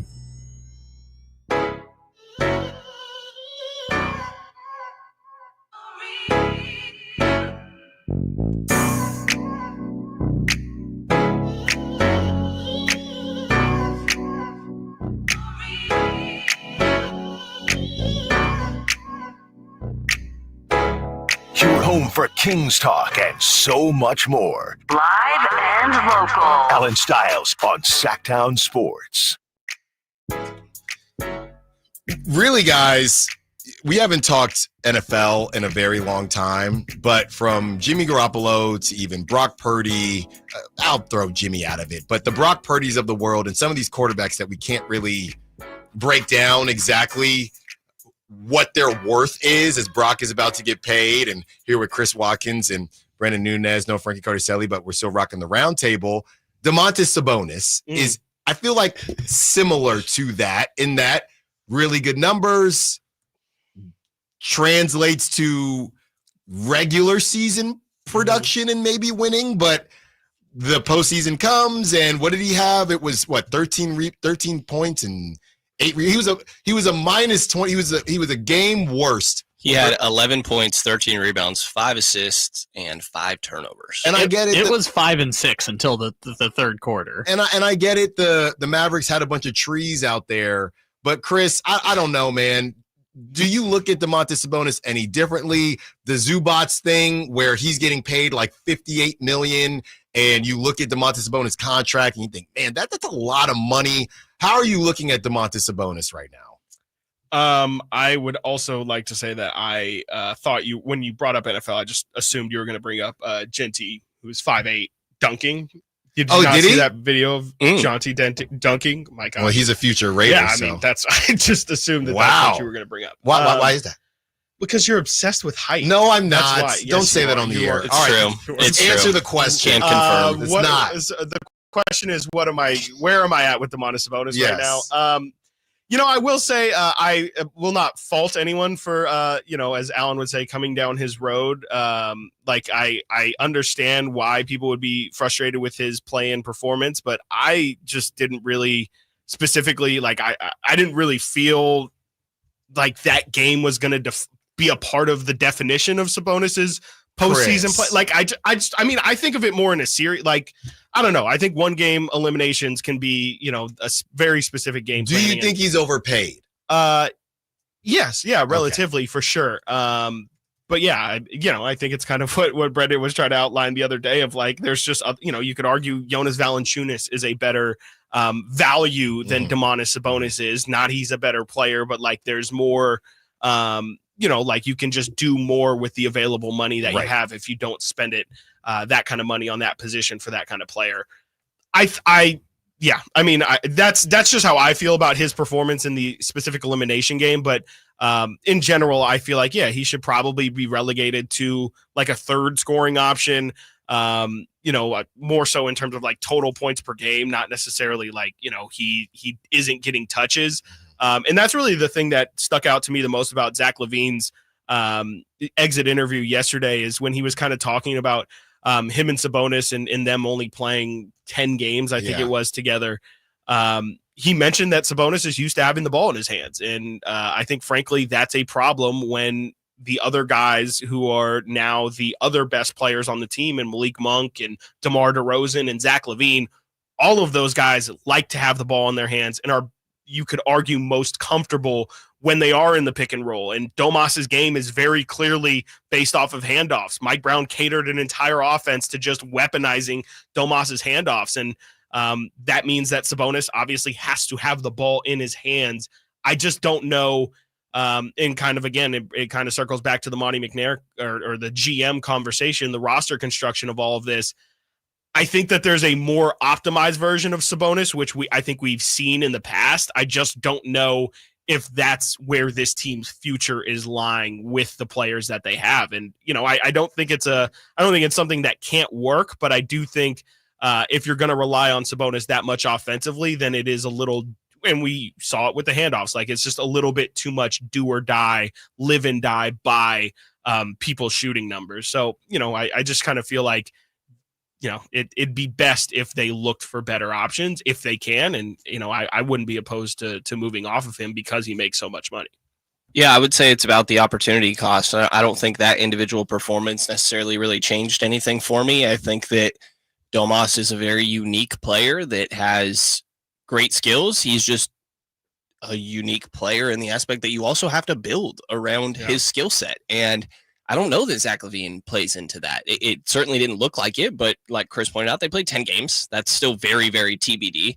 That could get better, but you're asking both of those guys to go a little bit outside of their comfort when it comes to how they're going to mesh DHO game, who's going to have the ball, like Chris just kind of laid out there. But, what bigs, Joel Embiid and Nikola Jokic, Joel, when healthy, no question asked, max players, right? After that, Karl Anthony Towns, I think that was a very questionable roster construction when it was over in Minnesota. Yeah, and New York was like, okay, well, that's our final piece. We already got everything else, right? Bam Adebayo. I think Miami's kind of in a tough spot with how much they are paying him. Yeah. And they don't have the guard or wing talent on that roster. Right. Now, they have their own things that they're figuring out for sure. Yeah, shout out Davion. But there's just not that many top tier bigs that I honestly think are deserving of max money or close to it. You're seeing Evan Mobley now become part of that conversation. He's in Defensive Player of the Year discussions, and they already have their other dynamic guards around him. I personally would rather be paying, you find an example here, Isaiah Hartenstein is making $29 million. I think that's still a bit much. Right. Don't get me wrong, but you're saying per year? This is an annual average. Gotcha. The numbers that I'm looking at here, right? And that one may be a bit extreme. Nick Claxton making $24 million a year. What about Jonas Valanciunas as a starter? Too low? I still would. I think it's fine. I just want defense from a starting center. That is the most important defensive position on the floor. Rebounding, yeah. And you don't need. It's not that you can't benefit from having offensive creation at your center, But there are other positions on the floor that I think are more naturally catered towards that when you need the defense from your 5-man, unless you're going to find one of these unicorns that is a rim protector at the 4, like a Jaren Jackson or a Chet Holmgren that Chris and I were huge fans of at the time of that draft. Like, it just makes for such a tough roster construction in my mind. Yeah, I feel like the tough thing is how you guys are kind of laying this out. As it's set up right now, Domantas Sabonis needs the ball a lot, right? Yeah. If you take the ball out of his hands and say, hey, we're going to relegate you to that third option, now he's grossly overpaid. It's one of the two. He already is grossly overpaid. Yes, you could say that too. I'm curious what you guys think looking back at the Beam team to who they're with now. What's funny is we spent so much time on, wow, Domas went to LA to work with DeMar DeRozan. Guys, off the top of my head, I can't think of one time, and obviously not one time, but I don't remember them working together actually in games. No, yeah, 100%. All that work down south and just came up, and there was no synergy between those two. I mean, best synergy we saw was still with De'Aaron, right? And maybe Malik. Yeah, I guess probably more so Malik than De'Aaron, right? But it went away when Malik became the primary point guard. Right, that was a thing to take away. And that's what leads me to, if they decide to hold on to Domantas Sabonis because they're keeping Doug Christie, and that's going to be our one shining star. What exactly is it in your estimation that Domantas Sabonis needs, or what type of players to be successful? I would also say, sorry, as I was thinking about if we're doing NBA, NFL compare, like centers to me, the way Brendan really laid it out there, like they almost are like running backs, right? Where it's like, if you're not paying Saquon and you're not paying Bijan Robinson or whatever, there's really not much difference in having Elijah Mitchell and, Mostert as your back, as your running backs, like you might as well just go running back by committee at that point. And there's an argument that it's a lot better to have Valanciunas and Quentin Mason Post. Plumlee or whatever. Yeah, Quentin Post. And come on now. I think that's unfortunately the correct answer. But to answer your question, I think you have to have shooters around Sabonis, right? Like I think that's definitely a requirement because he's expanding his game a bit, but I think you still kind of have to have floor spacers out there if your center is not going to be like a knockdown shooter. And then, he said it, like you need a point guard, like you need somebody. The reason why Domantas Sabonis, the center, like wasn't optimized is because center point guard pick and rolls are like how, or main ball handler pick and rolls are how a lot of NBA teams play today. And, if you take away Malik and Domas's pocket pass, like there's not much being created for him. And if he's not getting points created for him and the Kings aren't posting up at the levels of, of Nikola Jokic and Ivica Zubac and things like that, then how is he getting his offense? Because we know Sabonis isn't, breaking people down off the dribble or anything like that. Like he's got to kind of have somebody create his offense for him. And so I think really just a playmaking point guard would do Sabonis a lot of easier work, because right now it's really tough to see him try and create for himself. Like that's how you get him going 5 of 13 or whatever. And he tries to do his Euro step, but is just going for strength. And, it can be really tough to watch sometimes. It's about the opportunity cost, right? I don't want it to come off like we think Domas is a bad player. I think that we're all on the same page. Domas is a very good basketball player. This guy, the financial advisor. I'm just saying, opportunity cost. Well, that's what it is, right? It's how much it is, but it's how much you're spending 40 to 50 million on a big that can't create for himself and also is a average at best defender. Like, but he rebounds. He does. Like he does other things. I'm just saying I struggle. Find me a team that is successful that is spending 40 million on a player that does not create for themselves and is not an elite defender. I can find one, and that would be it would be. Well, I guess Zach LaVine can't create for himself, but both of them would be on the same team. That'd be crazy. What's funny is if you did drop. Here's the problem with Domantas Sabonis. If you drop them down to 30 million, you would say he's probably slightly underpaid for the regular season, right? But it would be properly paid for the postseason. Well, honestly, I I think postseason should be what we're talking about. Like, agreed. I don't care about signing a guy for a regular season. At least not a $30 million guy for a regular season. Signing an MLE guy to help you with your regular season record, sure. And Jay Crowder, RIP to his playoff record. It's true. You see his emoji tweet? Yeah. I was sad. There was a lack of all caps in that as well. Shaking my head. Yeah. One more segment with the guys. We discuss whether there is hope for the Sacramento Kings and their thoughts on the reports about DeMar DeRozan seeking clarity. We're all seeking clarity. Allen Stiles, Sacktown Sports. Get in the zone, AutoZone. Annie's first oil change wasn't as hard as she thought because she went to AutoZone, where a friendly AutoZoner helped her find the right oil and save on an oil filter. He explained the job and showed her free how-tos on AutoZone.com. When she was done, AutoZone recycled her old oil for free. No hassles, just help. Everything you need, nothing you don't. Get in the zone, AutoZone. Restrictions apply.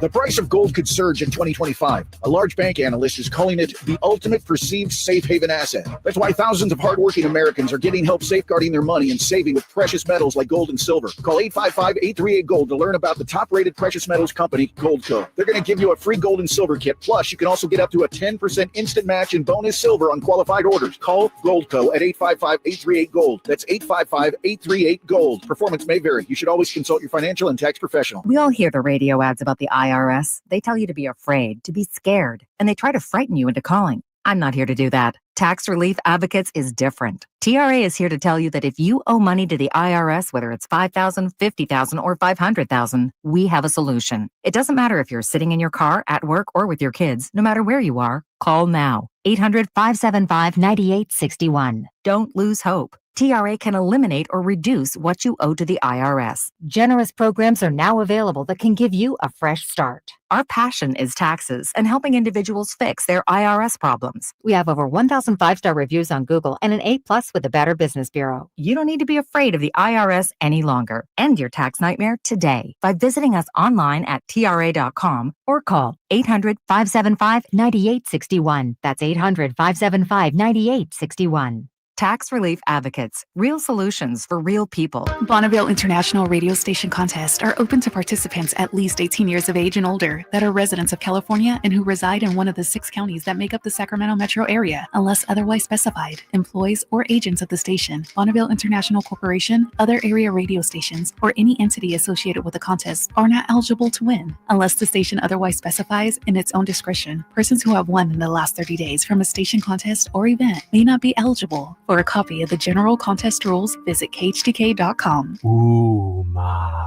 What was that? That is business phone bliss with the Ooma cloud phone system. It handles all our voice, video, and messaging needs. You sound very calm. I am. Ooma has everything I need to run my business more efficiently, like virtual receptionist, call routing, and video conferencing. And it starts at just $19.95 per month per user, plus taxes and fees. Ooma. Nice. Find your business comm at ooma.com/radio. Febreze. As a rideshare driver, I love keeping my car smelling fresh and clean. So when I'm driving, I only trust Febreze car vent clips, featuring 3 distinct intensity settings, because it's that little touch that sets me apart. I can turn the intensity down for subtle freshness, or I can turn it up for when I want lots of scent. So whether it's set to low, medium, or high, with Febreze car, I know my car's going to smell amazing. Which keeps my driver rating right where it belongs. Picking up, Oscar! I'm still going for it, even with higher stroke risk from atrial fibrillation, an irregular heartbeat not caused by a heart valve problem. Over a 3-year study, Eliquis apixaban tablets reduced stroke risk better than warfarin, and over 97% of Eliquis patients did not experience a stroke. A first stroke occurred in 2.9% of warfarin patients versus 2.3% of Eliquis patients. Don't stop taking prescription Eliquis without asking your doctor. It may increase your stroke risk. Eliquis can cause serious and in rare cases fatal bleeding. Don't take Eliquis if you have an artificial heart valve, abnormal bleeding, or antiphospholipid syndrome. While taking, you may bruise more easily or take longer for bleeding to stop. A spinal injection while on Eliquis increases risk of blood clots, which may cause paralysis, the inability to move. Get medical help right away for unexpected bleeding, unusual bruising, or tingling, numbness, or muscle weakness. Medications such as aspirin products, NSAIDs, SSRIs, SNRIs, and blood thinners may increase bleeding risk. Tell your doctor about all planned medical or dental procedures. Learn more at Eliquis.com or call 1-855-ELIQUIS. The sewer system. It's probably the last thing on your mind, and that's okay. Because at the Sacramento Area Sewer District, it's our first priority. As the region's largest sewer utility, we own and maintain thousands of miles of sewer pipe. And our job is to get to your sewer problem before it interrupts your life. So whether you've got a slow drain or a backup, call us first, day or night. The Sacramento Area Sewer District. It's a dirty job, but we're happy to do it.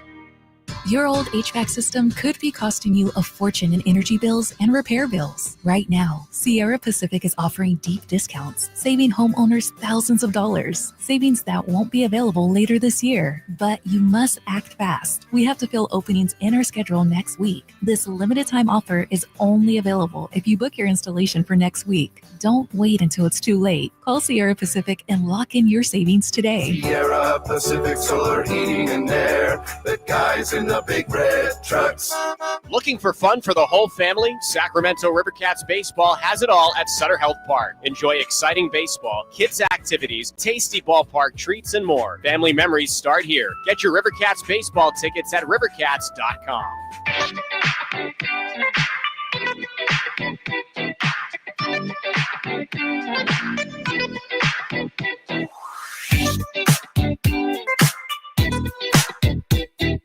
Allen Stiles. Watch the show on youtube.com/Sacktown Sports 1140. Or listen on the Sacktown Sports app. One more segment with the guys, taking you up to 2 p.m. We'll get back to our phone in Friday in about 15 minutes. Some great calls that we've had so far. And we were talking about Domantas Sabonis, Scott Perry. It looks like that presser will be on Tuesday, so we will be covering that for all of you 1140 listeners out there. We've talked about kind of the past, and now we look towards the future.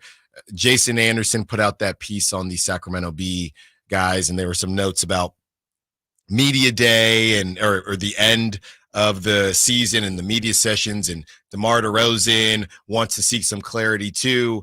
Is this the most obvious? Is there a let me ask it like this. Is there a word where he's on the team next season? DeMar DeRozan. Oh, sure. There's a world. It's encouraging to hear him talk about how I was talking to Chris about this the other day off air that it's encouraging to hear him say that he wants to work with Keegan Murray this offseason. Well, Keegan said there's a whole group of them going down to LA. Great. But as Chris pointed out, it's kind of DeMar's thing. He did this with Dalen Terry. He leans into helping the younger guys. Yes. So I don't know how much stock to put into like what that means with his future in Sacramento. DeMar strikes me as a guy that would do that no matter. Yeah, he's just a hooper. He just wants to help out, mentor, spread the game. Yeah. And expand what he's helped create, I guess. I would say I think it's very unlikely. Hearing him in that press conference just really sort of it settling in like, all right, that was the end of my 16th, 17th year. I'm forgetting the exact number off the top of my head. 16, Thank you. And this is how it ended. And I don't think that he was like Sacramento. I don't think I'm breaking anything here. The Sacramento wasn't his number one option this offseason. And I don't think that DeMar was Sacramento's number one option either. It took a while into the free agency process for that all to happen. We were at the California Classic. That's right. Yeah. That's right. And he showed up to the game actually in the Joker shirt. Yeah, I think it's just hard to imagine for a guy that is in the twilight of his career and really trying to make noise in the postseason. And can any of us confidently? The question is, do you think the Kings can compete next year? I think is what is really going on here. And can DeMar be pitched on that idea before we reach the point where he may or may not ask out? And I think that it's very unlikely. We do pocket watch on this show in different capacities. Right. So let me ask you this question, Chris. Do you think, and I'm not pocket watching because I'm trying to get paid too, but do you think that DeMar, we don't know, we know like the Lakers never actually offered him. We don't really know what else was out there, but do you think DeMar maybe regrets taking the extra, $5 million, whatever it is, and now that he probably wants to be moved, DeMar at 19 mil might be a much easier trade than DeMar at 24, 25 mil. Sure. Yeah. To directly quote DeMar DeRozan, he has no regrets. He doesn't regret anything. But I also saw someone on Twitter say, me when I absolutely regret something. So, I think that there's probably it's a mindset thing, right? It's not meant to be literal. Yeah, it's more of like, am I going to sit in my house and think about the wrong decision I made? No, but am I aware of the reality of what you maybe just listed out? Like, yeah, I mean, it probably makes it more. I don't even, whatever, just speaking totally freely, like maybe if he wanted to go to the Lakers or something, it would be easier for the Lakers to make a $19 million salary work, like you said, than a $25 million salary. And maybe it opens up even more teams. Maybe somehow the Celtics can, they seem to find money every day. Right. So if you're going to ring, he just felt like he didn't ring Chase properly. Maybe, yeah. I mean, signing a 3-year deal was definitely an interesting decision for that aspect specifically. But if I had to guess, like he and his agent are going to do a lot of work to try and figure out, if not a better team, like, I mean, to be candid, like probably a better lifestyle, right? Like a better, like a Miami. Like I'm sure I could see DeMar DeRozan going to a Miami situation where, yeah, maybe they're still fighting for the play-in as well, and we can keep on the DeRozan play-in jokes, but he's more of a, like Brendan outlined, like he's helping Davion Mitchell, he's helping Tyler Hero, he's helping the younger guys, and frankly, that team could use some scoring. I just more so am saying I think DeMar more than likely is going to look for a contending team, and like he said during his press conference, he said specifically, I don't have 4 to 5 more years. I don't see myself playing 4 to 5 years from now, which tells me 2 to 3 max, and that is trying to maximize your window like no other. I also think it's a mutual thing. I think it is 100%. In the Kings' best 100%. Interest to move on from DeMar. Like I thought right? The pick, the pick was the signing was a little bit questionable fit wise at the time, and that very much proved to play out in hindsight. So I think it's a mutual best decision to move on. Are we thinking like, the names that were still floated around at the trade deadline, like DeMar, 25 mil, like that's kind of a John Collins range. That's kind of, we'll see how the playoffs play out, but like, that's kind of a Kyle Kuzma range. Not that I'm advocating for that, but that's kind of, if we're trying to think of, people are always, it says with Zach, it said with DeMar, it said with Domas, like, oh, what's their trade value? Who's going to want to, what? Oh, you're just going to get Julian Strother and some 2nd-round picks. Like I do think that there's now it might be same crap, different toilet, but like it is, you can still get somebody who is talented. It just may also still be an unwanted piece somewhere else. Yeah, I think that's a factor here, and I still think they're going to go like big fish hunting for one of these guards, or maybe in the Zion conversation, like Trae Young, LaMelo, Ja, right. Whatever it may be, and how they may feel about DeMar is questionable, but there's also an aspect of, hey, you need a matching salary, and if you're doing one of those deals, you're going to have to include draft picks no matter. So I sell think tickets too. Yeah, it may be one of those conversations. It's hard to figure out like win-win trades where DeMar makes sense, but I think that we're likely talking about a scenario where if you are getting something better back, you're including draft capital. Guys, I got something here. Do you? Oh boy. Now, technically, I'm off by about $1 million. Okay, but we could figure that out. Sure. Am I crazy? Yes. You didn't hear anything we said. No. I was just in the lab. No one's he was. I started cooking. Hold on. That was a no, by the way. Once Brendan said Chris, you said they need. See, you don't even know. No, they need scoring. Okay. He gets to. Oh my God! It is what they say, the Taj Mahal practice facility. Orlando, yeah. He goes to Orlando. Okay. We got to figure it out. It's off by 1.7 right now. Okay. DeMar DeRozan to the Magic for Jonathan Isaac and Anthony Black. I would say that the Magic probably would try it. They probably wouldn't see the return on that. Like I more so think that they're pretty high on Anthony Black. Okay. I know Jonathan. You get that Isaac point guard. Well, you got the. Yeah, you know. What if you make it Howard? Jet Howard. Jet Howard. They would probably be more likely to do that. I don't know how much. I know his rookie year he barely played at all. Your boy De Silva over there too. But I mean, like him too much. Orlando doesn't seem like a DeMar fit at all in my mind. Really? They need shooting.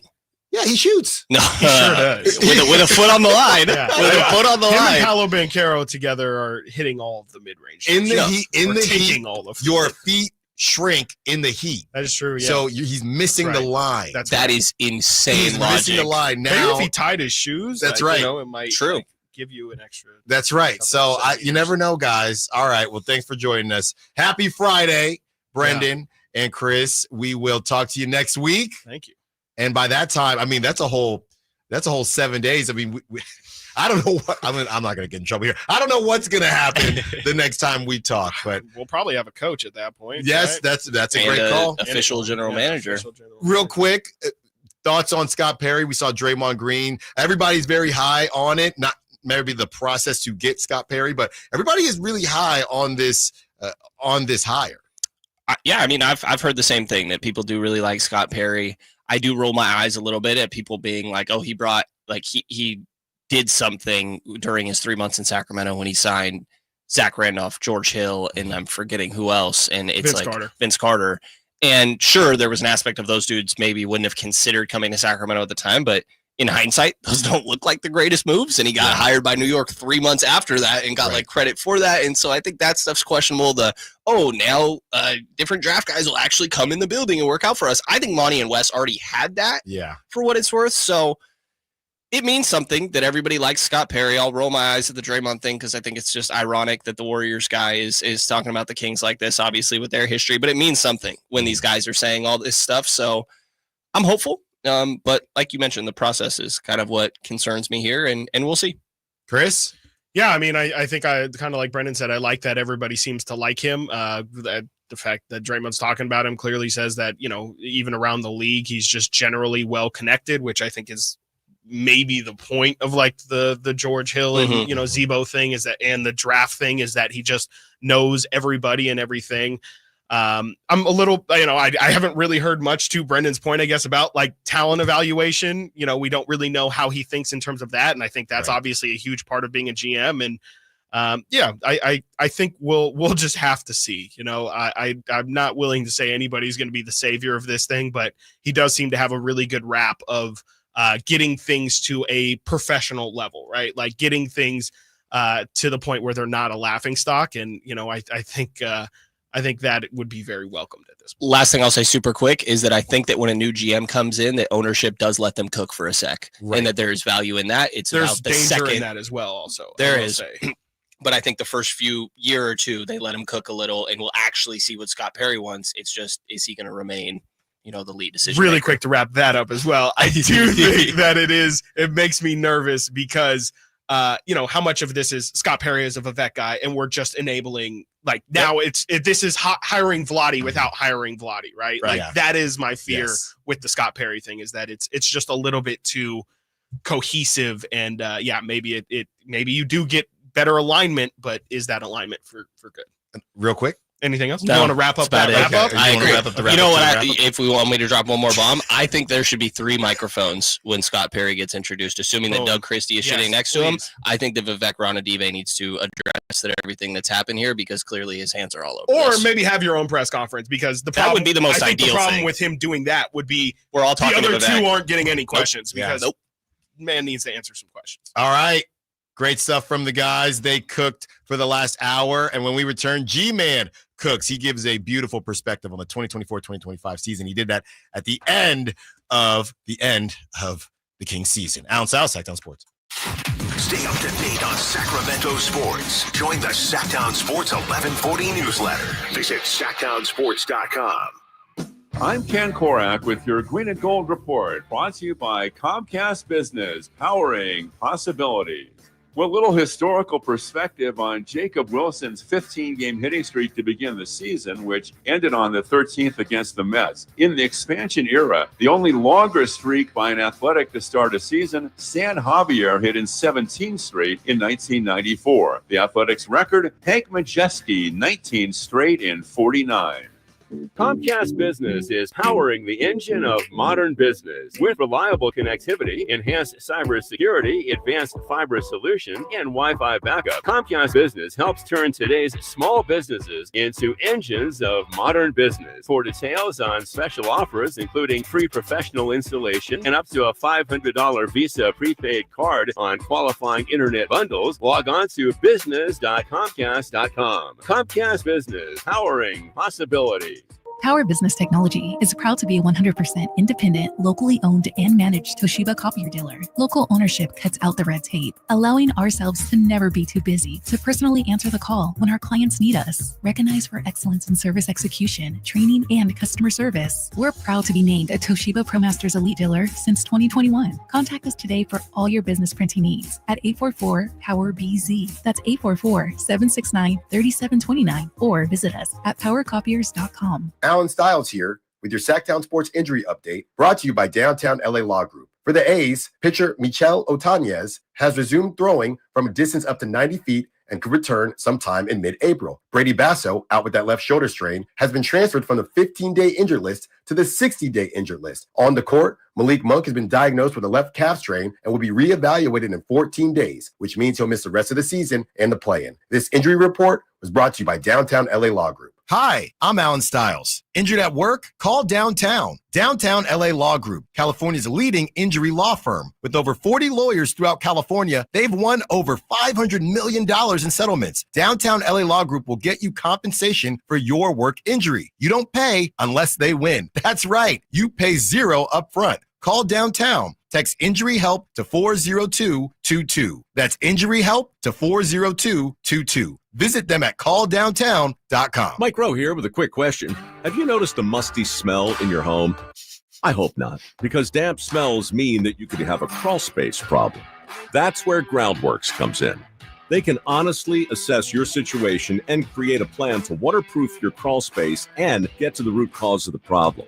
Schedule your free inspection at groundworks.com/row. And while you're there, check out my latest dirty job. It's a good one. Licensed in all states where work is performed. See website for details. It's the final days of the spring sales event. Drive home your new Honda before the deals and the new Hondas disappear. Folsom Lake Honda, your one-stop Honda shop. Looking to own or lease? During the spring sales event, drive a brand new Accord or Civic. Visit us today at folsomlakehonda.com, your one-stop Honda shop. As a family-owned and operated dealership since 2009, customer service is our number one priority. Our customers love doing business with us, and you will too. Folsom Lake Honda, yeah, your one-stop Honda shop.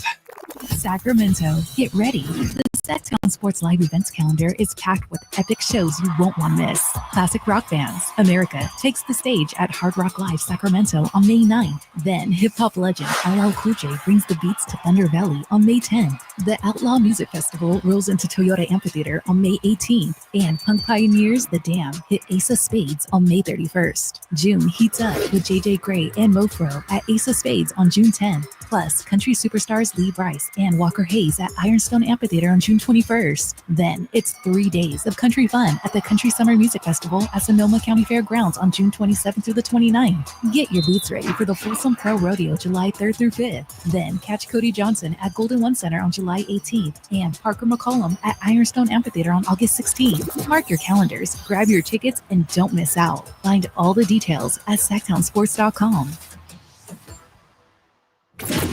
KHD1 Sacramento, KYMX HD3 Sacramento. From the Power Business Technology Toshiba Studios. Sacktown Sports 1140.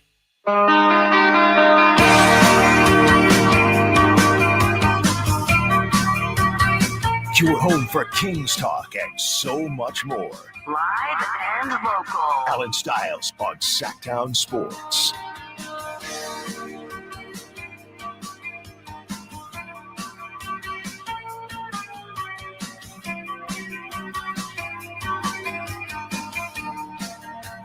Thanks to Brendan Nunez and Chris Watkins for joining us for the last hour. One more hour with you, taking you up to 2 p.m. The Drive Guys got you next. Weather is getting nicer by the day and kind of in a sweet spot right now before it gets a little too hot. And I'm so mad at myself because I just looked at you, Kyle. Are they still there, Brendan and Frankie? or Brennan and Chris. I don't think so. I meant to roast you about the Taco Bell, and there was just too much Kings talk to get to. So. I think you made the good choice. No, I didn't, and I'm gonna text them right now, see if they're still around. Do you want them to walk back upstairs just to make jokes about Taco Bell? If they're still here, it's Friday. Why not? Kyle, this is something that we are really excited to play. Gman kind of closes out the season as he always does, and he gives a good perspective on things. Yeah, just to set it up, at the end of every year, G-Man does a season in review, and boy, it's been a season. So yes, this is a very timely response, and I just wanted to preface, this is before we learned Monty got fired. This is before we learned about Scott Perry. This is the immediate aftermath of the Dallas game. Here it is. Without question, in my mind, year number 40 of the Kings in Sacramento was unlike any other. The roller coaster ride was a dramatic challenge for even the most fervent of Kings fans. There were so many twists, so many turns. At times, it seemed to defy belief. A rocky start saw the Kings go down from 500 in early December to 5 under 500 the day before or the day after Christmas, and that led to the release of Mike Brown less than 2.5 years into his time with the Kings. Assistant coach, former Kings player Doug Christie, of course, was given the reins on an interim basis. The immediate result was 10 wins in the next 12 games. And then came multiple roster changes as De'Aaron Fox was traded. The club welcomed new faces, Zach LaVine, Jonas Valanciunas, Jake Laravia. Injuries to Sabonis, Monk, Laravia, Lyles, Murray, along with minimal practice time, made it terribly difficult to find a comfortable fit for the newcomers.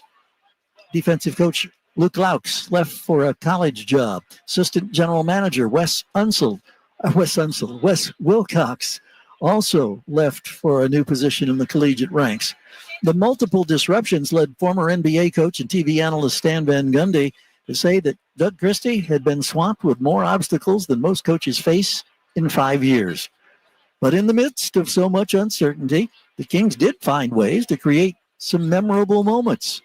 DeRozan starting his time in Sacramento by scoring 20-plus in his first 8 games, a franchise record for a player's first games in a Kings uniform.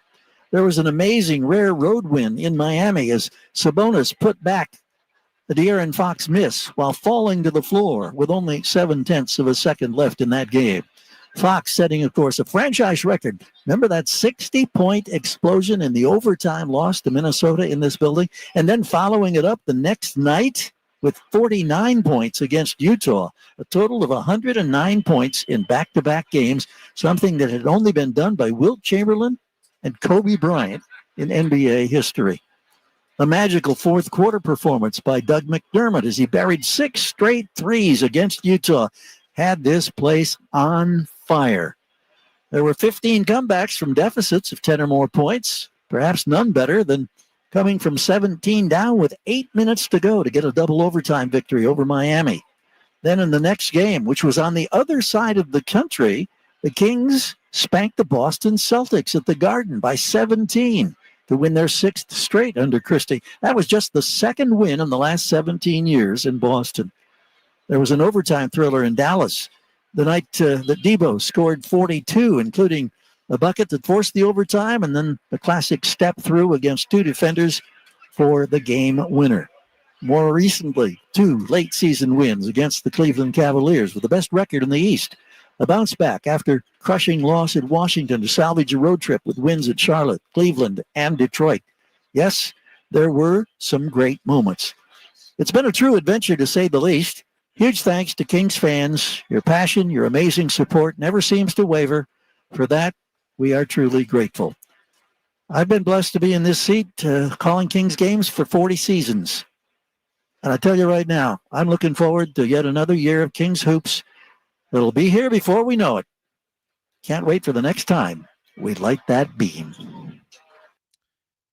That was G-Man, as only he can break it all down. I mean, honestly, yes, it was a rough season, but there were some good notes in there. There were some good times. He was saying things that reminded me of them. The tip in with Domantas Sabonis, what was that, in Miami, and other games, you know, the De'Aaron Fox going off for 60. There were a lot of good times. The DeRozan game winner. Yeah, the DeRozan step through. So there were a lot of good times this season, and that doesn't always result in it being a quote unquote good season. But, you know, that's the stuff that keeps you coming back. It's very similar to golf in a way. Being a Sacramento Kings fan is kind of like golf. You know, it's 18 holes, and most of those holes are bogeys and double bogeys, but that par on 18 just keeps you coming home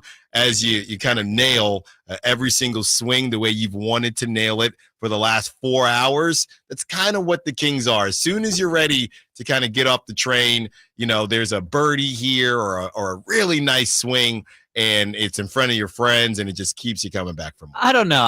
It feels like, to me, being a Sacramento Kings fan is a lot like golf, because I want to take a putter and smash it over someone's head. That also is why being a Kings fan is a lot like golf. But great stuff from Gman. We look forward to hearing from him all next season, and hopefully it's a season that's filled with more good times than bad. And I may also have a one shining moment video for us on Monday. We'll see if I have enough time to get around to it. Okay. I will be looking forward to that. Great stuff from G-Man. And yeah, I mean, it definitely puts things into perspective, you know, and I think that's the tough part. Whenever you put stuff into perspective, it kind of lets the powers that be off the hook. You know, when you say, hey, well, it wasn't, that's what they want.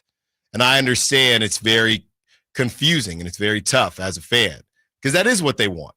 They want you to remember the tip in from Sabonis in Miami. They want you to remember the DeMar DeRozan step through, because that's enough for you to come back the next season, pay your money, buy your jersey, and that's what they need. So it's tough, man. You know, all jokes aside, when it comes to this fandom thing, right? Some people are born into it. Some people take a job that connects them to it. Some people choose it because they want to be different to their family members that are all Warriors and Lakers fans. But it ain't easy, and they haven't made it easy. But at least there are certain times that you can say, you know what, that was a lot of fun. And it's about the memories that you do have. And obviously you want the team to perform better. You want the team to win at a high level and be a part of those conversations. I feel left out. The playoffs are starting, and we got nothing to watch, man. I'm going to watch the games, don't get me wrong, but it's not the same. It just felt very, very quick, right? And it just felt like it was just an abrupt ending to the season. And now we have the most, besides teams like the Wizards and the Blazers and the Spurs, we have the most time possible to just sit and stew on this until next season starts. But you know what? Dang it. We're going to do it together. Let's do a little bit of pocket watching. And part of this will help if the teams that we need to win, and the teams that we need to lose, and we get that coin flip. And hey, maybe we can still get another draft pick this season. Allen Stiles, Sacktown Sports. On the move?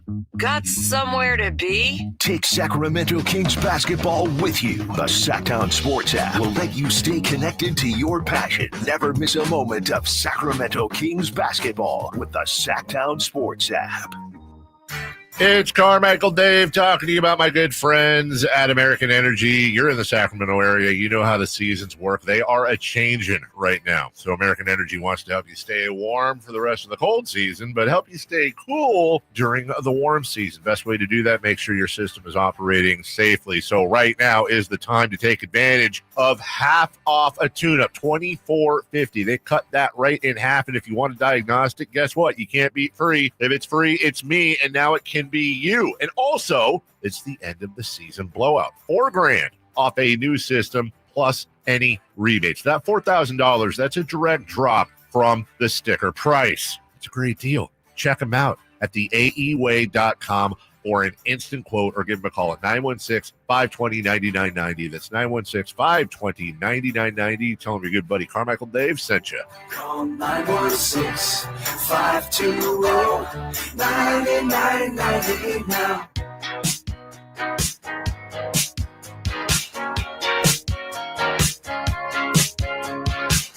Your home for Kings talk and so much more. Live and vocal. Allen Stiles on Sacktown Sports.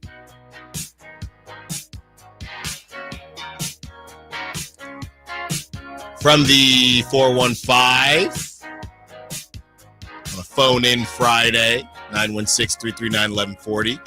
415 says, imagine if Fox didn't foul Ivy for the 4-point play against Detroit. That seems to be when the season ended. It pretty much was when the season ended, 415, but it shouldn't have been that simple.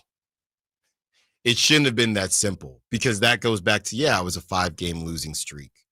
Kyle, this won't be incredibly easy, I don't think, or maybe it is. I know how you can go gadget and help me out here. I do wonder how many teams in the playoffs suffered 5-game losing streaks. I guess I could go team by team to figure it out. Right. But I do wonder, right? Denver fired their coach too, but maybe there aren't any, to be completely honest with you. Maybe there aren't any teams that lost 5 games in a row. I think there definitely had to be at least one. You would think. I mean, 5 is a lot. Don't get it twisted. 5 is a lot, but you cannot just pull the plug that quickly. Well, nobody had a 10-game losing streak, which won't surprise you, but Let me see if I can find one for this season. Okay, so I just have a list of the longest losing streaks this season. Okay, I'll take it. Oh, here we go. Okay, so it goes down to 5. So let's see if there's anyone with at least 6 that's in the playoffs. Milwaukee had that 6-game losing streak to start the season. Remember when we were like, they're cooked, they're never going to bounce back? And I remember that too. Yep. Toronto, Sixers, Nets. Nets on there multiple times. Yeah, multiple Nets, multiple Hornets. The Hornets have 3 in the top 6. They have a 10, a 9, and a 7. Here we go. There's going to have to be one tonight because after trading Jimmy Butler, Miami had a 10-game losing streak, and the Hawks had an 8-game losing streak. So whoever wins tonight is going to make the playoffs with an 8-game or more losing streak. Those are the only ones with more than 5. There's a few with 5, but none of them made the playoffs. Dallas has a 5. The Warriors had a 5. Orlando had a 5. That's it. Okay, so no one higher than a 5-seed Bucks, and that was early in the season. So the Warriors are the only, unless the Mavs win tonight, the Warriors are if we even remove the play. And to be fair, I'm not saying they should have moved on from Mike Brown. I'm on record saying if you wanted to fire him, just wait for the end of the season. But to be fair, and the Warriors were in the play-in too. Yeah, top 6 seed. No, there's Milwaukee. No top 6 seed in the West went on a 5-game losing streak. Yes, that is what we are saying, which Brennan and Chris talked about. The firing of Mike Brown, the timing of it was just they didn't want to keep him around, period. It wasn't about the Detroit loss. It wasn't about the losing streak. It just gave them an out. You mentioned Doug went on multiple 4-game losing streaks this season. Yeah. It was about they didn't want Mike around. But when I say they, I mean Vivek and management above Monty McNair. Yes. Did not want to keep Mike Brown around. And so that embarrassing loss gave them the easy out. Yeah. And it's about the process. And it kind of makes it feel better in a way because it isn't something that happens often if you are a real competitor. But here's the other part of the deal. We didn't believe that the Kings were real competitors going into the season. So if you're not a real competitor, all the teams, look at the Western Conference right now. Every team in the Western Conference could win the whole thing. Every top 6 seed. there's no top 6 seed in my estimation that's just there for a good time. That's not to say that I would put my hard-earned money on any of them, right? And you can have your questions about the Rockets, but the Rockets would probably be, and they're a 2 seed, but the Rockets out of the top 6 seeds, and maybe the Timberwolves, but they have Anthony Edwards. Out of the top 6 seeds in the West, there isn't a team that would truly surprise you if they got to the finals outside of the Rockets, and if they're not the youngest, they're right there with the Thunder, and they're the 2 seed. So we can sit there and say, well, there are no 6 seeds, or there are no top 6 seeds in the West that went on a 5-game losing streak. Yeah, but we think everyone in the top 6 are true contenders, and we never thought that the Kings were going to be true contenders this season anyway. What you're essentially saying, because you're doing caveats, there are 4 or 5 teams that can win the championship in the West, or win the Western Conference championship. And the Kings were not one of those teams. So even though they lost 5 in a row, you shouldn't look at it the same, because they were not going to be one of those teams anyway. And we know that those losses earlier in the season came down to what? They were 5-12 in 1-score games or clutch time games early on in the season, which I will never know for sure, but I would chalk up to they were still trying to figure out Fox, DeRozan, and Monk, 3 clutch players all on the floor at the same time, how they were going to operate down the stretch. I don't know if they would have figured it out, but I think they needed more than a 31-game leash before they hit I shouldn't even say 31. They were thinking about firing Mike Brown a week before. So they needed more than a 25 to 30-game leash before they hit that nuclear detonation option. So I'm just checking in here on the possibilities of the Kings keeping their pick, and this is from Bobby Marks with the game going on tonight.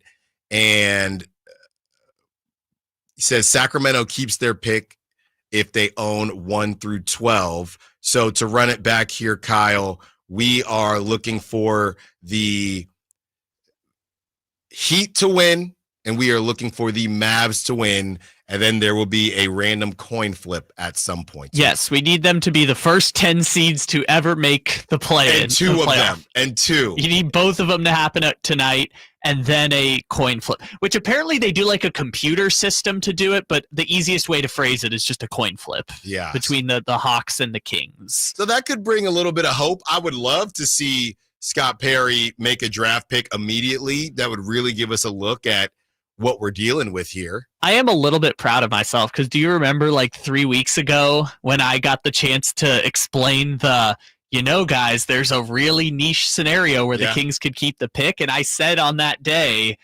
3 weeks from now, there's a good chance people are going to be talking about this exact scenario. Yeah. And guess what? Here we are 3 weeks later talking about this very niche scenario. Yeah. And look, it's a pocket watching situation, but I mean, number one, I'm going to be at River Cats anyway, so come say what's up. But even if I wasn't, unless the boys wanted to go watch the game somewhere, I am not.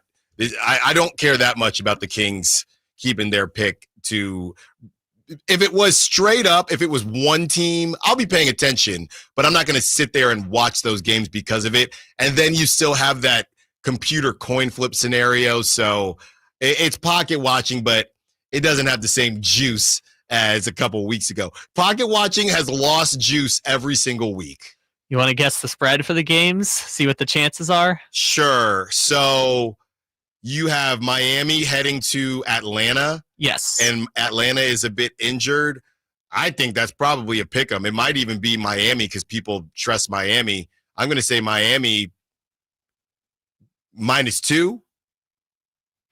You stuck to your guns the first time. I'll give it to you. It's a pick 'em. Yeah. It's Miami -1. Other places you'll get Atlanta -1. So it's a pick 'em.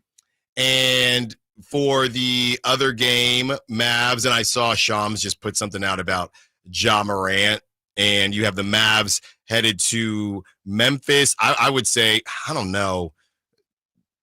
I'm curious how much Vegas is riding the Mavs coattails based on what they did in Dallas. You know what the Mavs did? The Mavs did what the Warriors did, or what the Kings did last season to the Warriors. The only difference was the Mavs did it on the road, and I think a lot of people liked the Kings over the Pelicans last season. No Zion, which is funny because they're from the same draft, and we don't know if Ja's going to play. This is a really tough one, man. I think it might be a pick 'em too.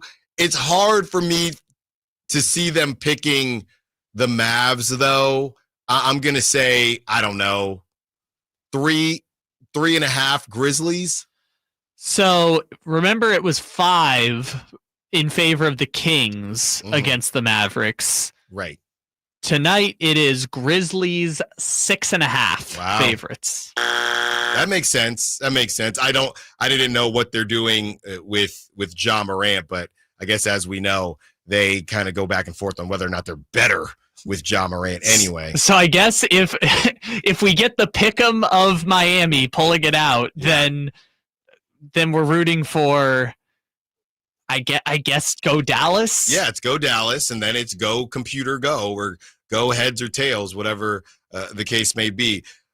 Kyle and I are going to give our predictions on the NBA playoffs, and we pick the winner. I have no clue what I'm going to pick, but you're going to find out in about 2 minutes. Allen Stiles, Sacktown Sports. The only place you'll find Malik Monk is Sacktown Sports. Oh my, what an athletic move that time by Malik Monk. Hey Sacramento, it's Malik Monk, and you're listening to the home of the Sacramento Kings, Sacktown Sports. Your local sports leader. My brother-in-law died suddenly, and now my sister and her kids have to sell their home. That's why I told my husband we could not put off getting life insurance any longer. An agent offered us a 10-year, $500,000 policy for nearly $50 a month. Then we called SelectQuote. SelectQuote found us identical coverage for only $19 a month, a savings of $369 a year. Whether you need a $500,000 policy or a $5 million policy, SelectQuote could save you more than 50% on term life insurance. For your free quote, call SelectQuote at 1-800-330-1991. That's 1-800-330-1991. Or go to SelectQuote.com.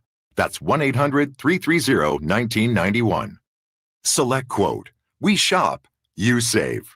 Full details on example policies at selectquote.com/commercials. Power Business Technology is proud to be a 100% independent, locally owned and managed Toshiba copier dealer. Local ownership cuts out the red tape, allowing ourselves to never be too busy to personally answer the call when our clients need us. Recognized for excellence in service execution, training, and customer service, we're proud to be named a Toshiba ProMasters Elite Dealer since 2021. Contact us today for all your business printing needs at 844-POWER-BZ. That's 844-769-3729, or visit us at powercopiers.com. Finally, an easy way to find home improvement contractors. Just visit subcontractorsunited.com and simplify your search for home services professionals. From cabinets to windows, roofing to plumbing, Subcontractors United is an easy, simple way to find and hire a home improvement contractor. And you never have to give up personal information. So no harassing phone calls like you get from those other websites.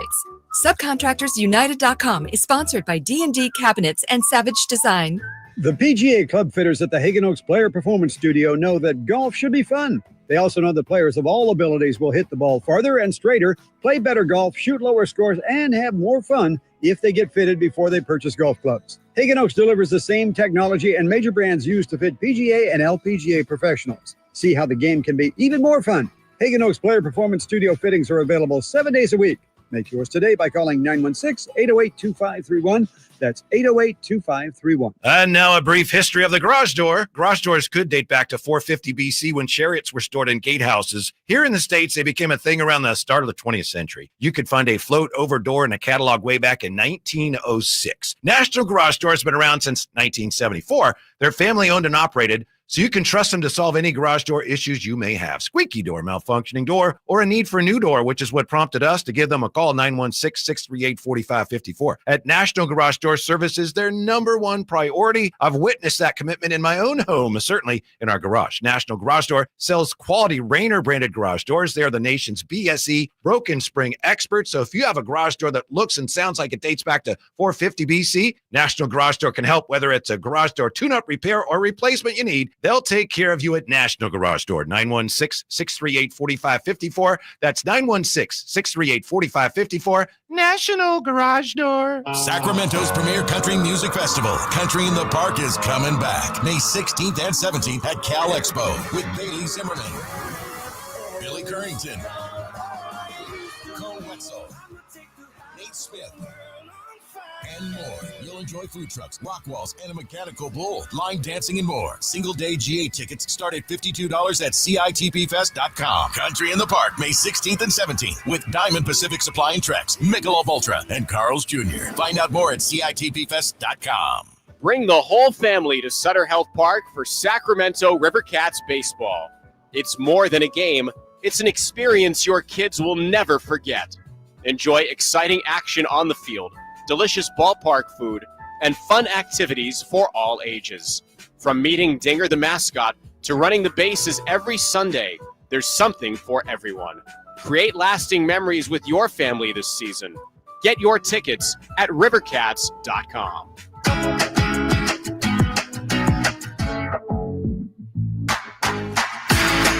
Allen Stiles You can join the show by texting 916-339-1140 on Sacktown Sports.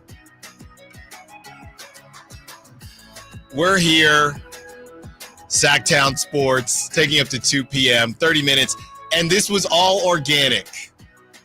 Very similar to the restaurant we're about to speak about. Very organic. So Brandon Nunez, I said on the air, did Chris and Brendan leave yet? So Brendan comes into the studio and grabs his backpack. So he hadn't left yet. So Brendan, you don't even have a headset on. All I need you to know is that Kyle Ledbetter, your first reaction to me saying that Kyle Ledbetter has never had Taco Bell. Oh, see, now I need my headset to hear Kyle's counter here. That's kind of crazy. I will say my go-to fast foods, listen, I try to eat healthy, but the business of our work, we're on the road a lot.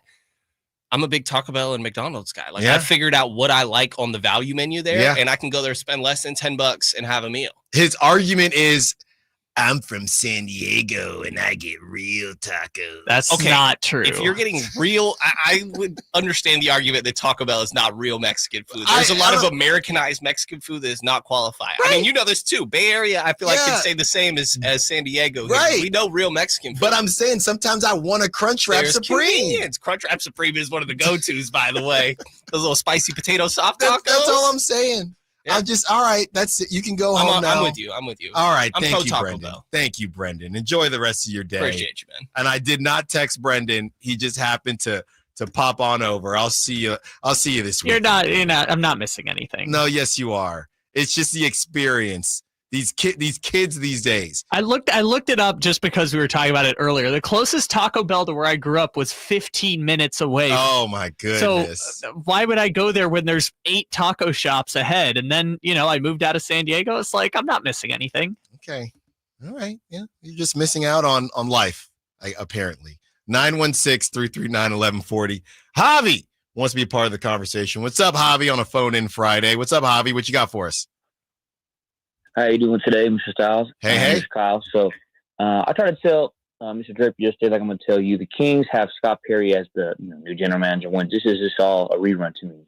Statistically, what I'm going to say is mind-baffling, but the Kings this season gave up 14.5 three-point field goal attempts per game, which is the 6th worst in the league's history. Not in NBA history for this season, the entirety of the league from the beginning to end current time. Yeah. And they were 18-31 in that time frame. 18 wins, 31 losses. So systemically, we think, okay, well, they need to find a general manager that's going to be in a position to find perimeter defenders. Well, at the end of the day, when you look at it logistically, until they let somebody do their job that's empowered to their job, and which we had a guy that was the coach of the year. Mm-hmm. We had a player that was clutch player of the year. We had a executive of the year. And in 24 months, it's done. It's over. And people are like, Mike Brown was a problem. 5-game losing streak. They want him out of the building because Vivek Randive is a cartoon character. Thanks for the call, Javi. Appreciate it, man. Happy Friday. Things did go south quickly. And somebody talked about a 30 for 30 or, just some type of breakdown on what in the world happened. It really, really is rough, man. I don't know. Rough. It's the 2025 Kings, so I feel like it's more of a 13 for 30. Yes.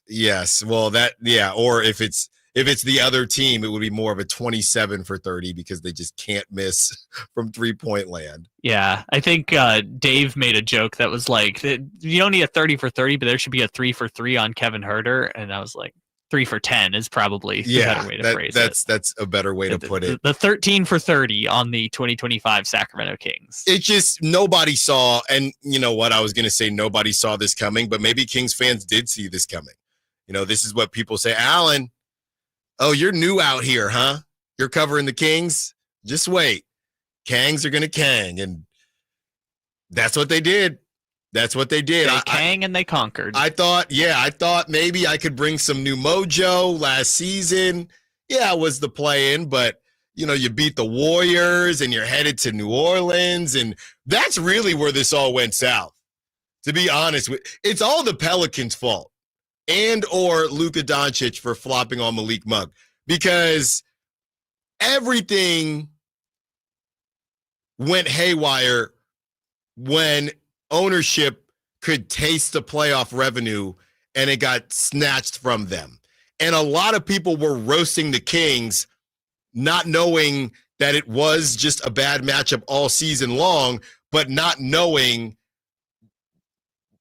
that the Kings were dealing with that. And to watch the Kings lose to the Pelicans, who nobody holds in a high regard, with no Zion, funny enough, that embarrassment has got to be nothing compared to this season. So they just made it worse. But at that time, that just really ticked them off. So somebody on the text line said everything went south when the season got ruined when De'Aaron Fox fouled Jaden Ivey. Honestly, I think this thing was a ticking time bomb, and they probably, I know they ended up, it's hard to say that anything would be worse than a 5-game losing streak, but I would imagine if there was another bad streak, let's say kind of similar to what we saw with maybe Doug, if they had lost, I don't know, 6 of their last 10, even if it wasn't in order, I think they probably, I don't think Mike Brown was going to make it through the season. And I think it's all connected to the damn Pelicans. Possibly, although now we've just fast-tracked everything that should, right? Like, let's play the season out. Let's say Mike stays for the season. They end up the 9-10. Mm-hmm. They get bounced. Maybe they even fire Mike in March instead of December. Right. De'Aaron would still be on the team. Mm-hmm. So then they'd be looking at a De'Aaron trade this summer. They wouldn't have Zach LaVine's contract going into the summer. So potentially, if they moved on from Monty McNair, Scott Perry would come in and have a chance to trade De'Aaron Fox for whatever Scott Perry felt was the best package. And then they would have gone into next year with Sabonis and someone else, or they would have done what Danny Ainge did when he came in Utah and just cleaned house completely. All right, Kyle, let's get some music going as we do our predictions. Oh, this reminds me of Prop Talk. Wow, that's sad. No more prop talk. No, don't say that.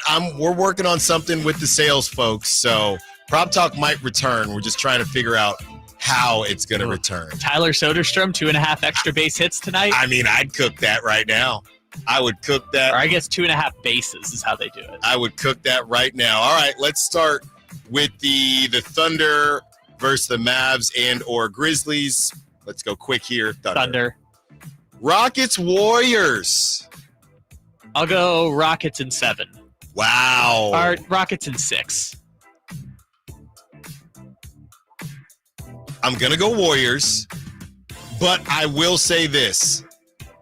They really need to win one in Houston to start the series. If everybody, the team that doesn't have home court, hey, we'd like to have one. We'd like to steal one, but we're okay. I think the Warriors need to win one in Houston to win that series. If they honestly, I'm booing myself. If they go 2-0, if they go 0-2 in Houston, I think Houston will have enough confidence to get it done. I don't think at that point the Warriors would win what? At that point, that'd be 2 games. So I don't think the Warriors at that point would win 4 out of 5. I don't see that. I would agree with that. So I'm going to take the Warriors, but they better win one in Houston if they want to win that series. Lakers and Timberwolves. Oh, give me the Timberwolves. Come on, man. What, the defense? Timber Pups, baby. No one's talking about it. Since January 1st, they've been a top 5 team in net rating. I'm tempted. I just don't know that I trust anybody outside of Anthony Edwards and Naz Reid to score the basketball. So because of that, and I think the Lakers might have some help, as they typically do. So I'm going to go with the Lakers, but I do think it'll be a good series. Also, LeBron still has a groin injury. No one talks about it. Yeah, well, he's like Wolverine. He'll be fine. Nuggets, Clippers. Now, you're torn here. Actually, you're not. I know where you're going. I mean, the Clippers are the better team going into the playoffs, but, I don't know. God, this one's tough. I'll say Nuggets in 7. Nuggets in 7. I'm going to take the Clippers. I just think the Clippers have been rolling. I'm stuck because I love Kawhi, but also the Nuggets are the best team since the 1996 Bulls, apparently. I know you are. Cavs versus Heat or Hawks. I'll just make it easy. I'm going all chalk in the East. Okay. So all higher seeds win. Cavs, Celtics, Knicks, Pacers. I think that the Pistons are going to get the Knicks. I know I've fallen in love with Cade Cunningham, and there's nothing I can do about it. So I'm taking the Pistons, and we will give you who we think will win the whole thing with Whitey Gleason as we close out the show. Allen Stiles, Sacktown Sports. Breaking: the Sacramento Kings and Scott Perry are finalizing a deal for him to become the next GM of the Kings. Keep it here for up-to-date breaking Sacramento Kings news. Sacktown Sports, 1140. Welcome to Staples. Hi, I hear Staples prints it all. Oh, you bet. Posters, banners. Can you print it all for Mother's Day? Oh, of course. Photo gifts like canvas prints, photo puzzles. Can you print it all for graduation? Sure can. Custom cards and invites. Can you print a huge banner with the grad's picture? Oh, definitely. Even an embarrassing baby picture? Oh, those are the best kind. I know, right? Print it all for moms and grads at Staples. And right now, get 40% off custom cards, invites, and photo gifts. N75 exclusions apply. Visit staples.com/print for details. Seems everything costs more these days. Gas, groceries, and when's the last time you checked your wireless bill? When it comes to big wireless, if you're staying, you may be overpaying. Switch to Consumer Cellular to get the same fast nationwide coverage without the big wireless bill. Plans start at just $20 a month, and now for a limited time, new customers can get their second month free. Call 1-888-FREEDOM, visit a store near you, or consumercellular.com and start saving today. Plans include $5 credit for autopay and e-billing. Taxes, fees, and other third-party charges will apply. See website for additional details. Did you know your skin is the largest organ of your body? Huh? That's why you should shower with Old Spice Super Hydration Body Wash instead of plain old bar soap. Love your skin by super hydrating it with vitamin B3 and glorious notes of vanilla and shea. Did you know that my super hydrated skin is the second largest organ of my body? The first is my heart. Old Spice. Men have skin too. Old Spice Super Hydration Body Wash. 24/7 renewing moisture with daily use. Progressive knows when you're on your boat, you're already on vacation. And Vacation You forgets all your worries. Vacation You doesn't even keep track of time and knows that time is a meaningless construct designed to control us, man. But Regular You knows you don't want to be too far out in the water after the sun goes down because Vacation You doesn't know how to navigate in the dark yet. Vacation You and Regular You really need to get on the same page. So bundle your boat with your home or auto policy and earn an automatic discount from Progressive. And spend the savings on the both of you. Progressive Casualty Insurance Company affiliates and other insurers. Not available in all states or situations. Advanced Infusion Center, where we prioritize your comfort and well-being. Whether you're managing a chronic condition or seeking specialized IV therapy, our state-of-the-art center offers tailored solutions to meet your needs. Advanced Infusion Center's dedicated healthcare professionals are here to ensure your safety and provide personalized care. Conveniently located in Sacramento and Yuba City with flexible scheduling options. Experience a new standard in infusion therapy. Visit Advanced Infusion Center today at advancedinfusion.com. What would it take for a plumbing company to earn your trust? Jerry and Kenny here from Bell Brothers. And let's face it, plumbing and service companies don't always have the best reputation. So to earn your trust, the first thing they'd have to do is actually answer the phone when you call with a real live person. Then they'd have to send a plumber when you needed them, day or night, without charging extra for emergency services. A trustworthy plumber would show up on time, wearing a clean uniform and name badge, and be able to show that they had passed a background check and drug test. A plumber you could trust would give you a firm quote on the job before starting and clean up after they finish the job. That's exactly the plumber you'll get when you call Bell Brothers, a plumber you can trust. Call Bell Brothers right now for all your plumbing needs. Our number is 916-444-1234 or find us online at thenosurpriseguys.com. The No Surprise Guys, Bell Brothers. If your passion is bass fishing, only one radio show has the action, information, and excitement of your favorite outdoor sport. Ultimate Bass, hosted by Tournament Bass Pro and California Outdoor Hall of Famer Kip Brown, takes you live to where the fish are biting every Saturday morning. Only Ultimate Bass feeds your passion with the latest news, products, tips, and advice from the pros. Ultimate Bass with Kip Brown, Saturday mornings at 5 a.m. on Sacktown Sports 1140, part of SEP's Saturday Morning Outdoors. Listen for the Toyota Tahoe Report every Thursday, Friday, and Saturday with Johnny Mosley to get the latest weather conditions in Tahoe throughout this snow season. Brought to you by your local Toyota dealers. Toyota, let's go places.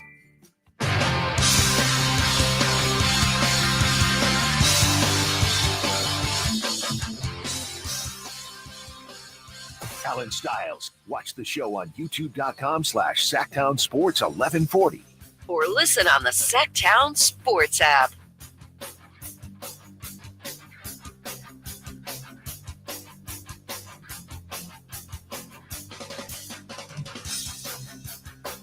Joined by Whitey. Happy Friday, Alan. Happy Friday. Happy Friday, Kyle. Happy Friday, Whitey. Yeah. Very excited for Friday. Whitey, am I going to see you at the ballpark? Probably not this weekend. Out of town for, the holiday and everything. You doing River Cats duty? Yes. Who they taking on? The Salt Lake Bees. Ooh. Yeah, and they lost. The River Cats lost the last two against the Salt Lake Bees. So, they've been balling. They've been balling. Sounds like there's going to be a buzz at the ballpark. Am I right? Oh, that's not terrible. I liked it better when they were the Salt Lake Gulls. Were they really? Wonder, why were they the Salt Lake Gulls? There's no seagulls in Utah, but according to legend, they had a locust infestation years ago, and the Gulls came all the way from the coast all the way into Utah and ate all the locusts and saved them. Isn't that cool? Yeah. I did not expect. But now they're it. the bees, which is the state insect of Utah. It sounds like the locusts won then. Yeah. And then I think the baby cakes, the New Orleans baby cakes, I think they're done. Mm-hmm. But that was a really funny name. Mm-hmm. Somebody was telling me that apparently, the netting at Sutter Health, apparently a bat got caught in the netting during an A's game. That was opening night, I believe. Was it? Yeah. And they said that they were worried that if a ball hit it, the bat would fall into the stands. But I guess it didn't happen. Was just one of the many opening night pleasantries. Yeah, it did not happen. But I don't do bats. I can't do bats. And I'm good. Spiders, I don't love them. Snakes are fine. I'm not Indiana Jones. I've never minded snakes. We got to take you out to the YOLO bypass because during the summer, all the bats sleep under there. So when the sun sets, tens of thousands of bats just pouring out from under the bridge. Yeah, if you happen to drive over when the sun is setting, which we did one time, and you see them all. Here's my problem with bats. They've been romanticized in cartoons. You know what I mean? Batman, all this stuff. Bats are cool. Bats look cool in cartoons. Then you see them and they're flying rats without tails. That's my problem.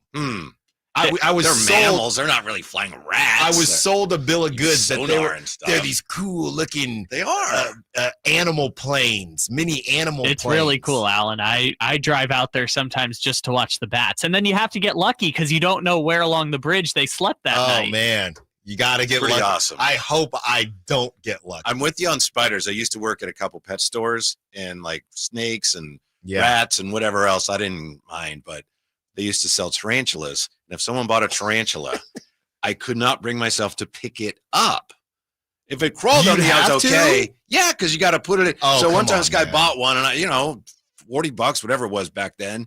And I'm like, okay, just a minute, sir. So I have the box it's in, and I'm trying to get it to crawl into the box that I'm going to give to him. He's like, do you just want me to do it? Like, no, just 1 minute. But I couldn't bring myself to pick it up. Yeah. Wow. And I think the thing about tarantulas is it's not that they're not poisonous, but their fangs or their teeth they can't break human skin. Oh, I don't know. That's what I did give you a nasty bite, I think, but they way back when maybe I have that. Used to think they would kill you. They don't kill you, right? You don't want to be bitten. There by you go. one. We had a Black Widow. I've seen a couple Black Widows. Oh, they're all over Sacramento. Okay. I didn't like that movie. Yeah. Well, Kyle is on a roll today, isn't he, Whitey? I can tell it's Friday.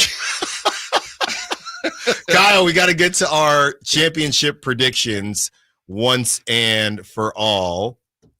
Or you know what it was? I think it's Daddy Longlegs that they actually I think you're right. Yeah, but they don't have enough power to there break you go. skin. I believe you're correct. That's what it is. I'll take your word for it. I am torn on this, man.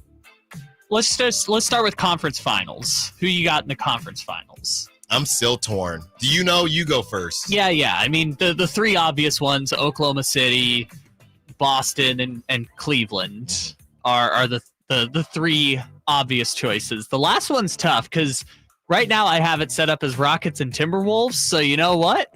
Ow! Let's go Timberwolves. Conference finals. No one's picking it.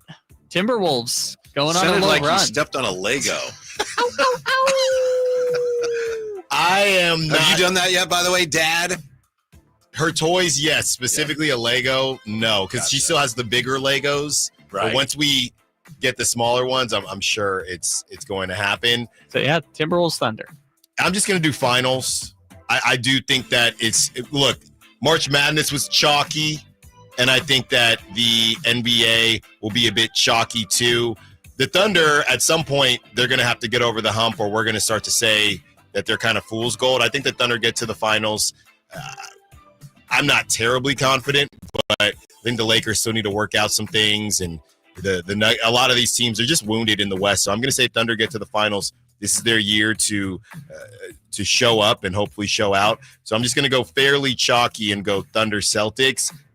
Not great for the NBA ratings wise, but you have to start moving past LeBron and Steph. It's just a part of life. I disagree. I think that would be excellent. And Whitey is showing him a picture of, I'm guessing, a spider. That's a Black Widow. Black Widow spider that was outside our house. Yeah. They get down. they definitely get down. So I'm going to go. And then out of the winner for that, honestly, I'm going to go Celtics. And I think people finally start putting respect on Jason Tatum's name. I think Celtics go back to back. Okay. Wow. I understand why you are making that pick because it's easier to visualize something that has already happened. Yeah. Do you realize that he was just talking down to you right there? You get that? It's like, I understand why you made that pick. I think he does. It's Friday. Okay. We'll allow it. I was setting up my pick, which is the correct one, obviously. Just my pick, you know. I've got to stick to my Whitey Gleason because you said the Kings were going to be a 6 seed and you stuck to it all season because why would you change in the middle of the season? So I'm going to follow the same path because I told you in February, Cleveland is going to win the Eastern Conference. Has my faith wavered? Yes, very much so. My faith in Cleveland has wavered. But I hope it works out better for you than it worked out for me. Yeah. I still believe in Cleveland. Cleveland's going to get it done in the East. Oklahoma City's going to win the West fairly easily, and I think we're going to have the first 7-game NBA Finals since the blocked by James 2016 Cavs Warriors. Wow. So do with that what you may. Who knows? It's Game 6. At Game 7, anything could happen. I actually have to check. Where would Game 7 even be between the Thunder and the Cavs? Is that OKC? It's pretty close. I think OKC might have got him. Yeah, OKC got it. So, say Thunder in 7. Oklahoma City is going to win an NBA championship. Brendan Nunes, we have a texter on the text line, but the text line is my phone. Brendan Nunes says, my hot take is that the winner of OKC and the Clippers in round 2 will make the finals. So if the Clippers are able to best the Thunder, I guess that's the dark horse pick, right? The Clippers. I don't want to fall for it again with them. How about your beloved Warriors against the Rockets? Oh, I got them beating the Rockets. Rockets in 6. After they, and then so they have the path that's not OKC LA, so they'd have the winner of. They would have Wolves. Yeah, they would have Wolves Lakers. Wolves Lakers. Yes, you might get Lakers Warriors. I mean, possible. And that would save the NBA. Yes, they would love that. We've done this 4 times now. But they continue to save the NBA. LeBron, they just were in the second round 2 years ago, and that was going to save the NBA. It did not. That time. The Nuggets swept the Lakers. Doesn't matter. They saved the NBA. Save the NBA. Yes. And they're going to keep doing it until they can't do it anymore. Whitey, what's coming up on the show today? Today we're going to talk to Jason Jones, which we always enjoy doing. We're doing it today because he was the beat writer for the Kings the last time Scott Perry was here. Okay. Yeah. I see what you did there. Mm-hmm. Yeah. And Imran's going to pop in too. Okay. From True Sports Cards. Wow. And collectibles. You got any new cards? No, I'm kind of I'm kind of in what mode would I be in? Not in acquisition mode yet. I'm stockpiling my resources. Okay. Yes. That's fair enough. Well, I can't wait. So Tyler Soderstrom is the guy to get right now. Of course he is. Yeah. He's leading the major leagues. Yes. He's 23 years old. Right. These guys can hit, man. Yeah, man. They just need pitching very badly. Mm-hmm. And there will be some on the way, just not quite yet. They're going to get Zach Geloff back, I believe. Why do they play a National League team like every game almost? Yeah. Did you see now the White Sox at the end of April are coming to Sacramento? Yes. Now those will be some high-flying games right there. Thanks for all of the callers on this phone-in Friday, all the callers, texters, Sack Chatters. Thanks to the round table, the round triangle, as it was Brendan Nunez and Chris Watkins. Thanks to Kyle Ledbetter. Great job this week, as always. It has been quite the week, but Sacramento and the Kings fans, you make it all worth it. As we head into the offseason, we will continue to secure the bag and light the beam. Gotta go. This is the story of the one who, as a maintenance specialist for a historic high-rise, knows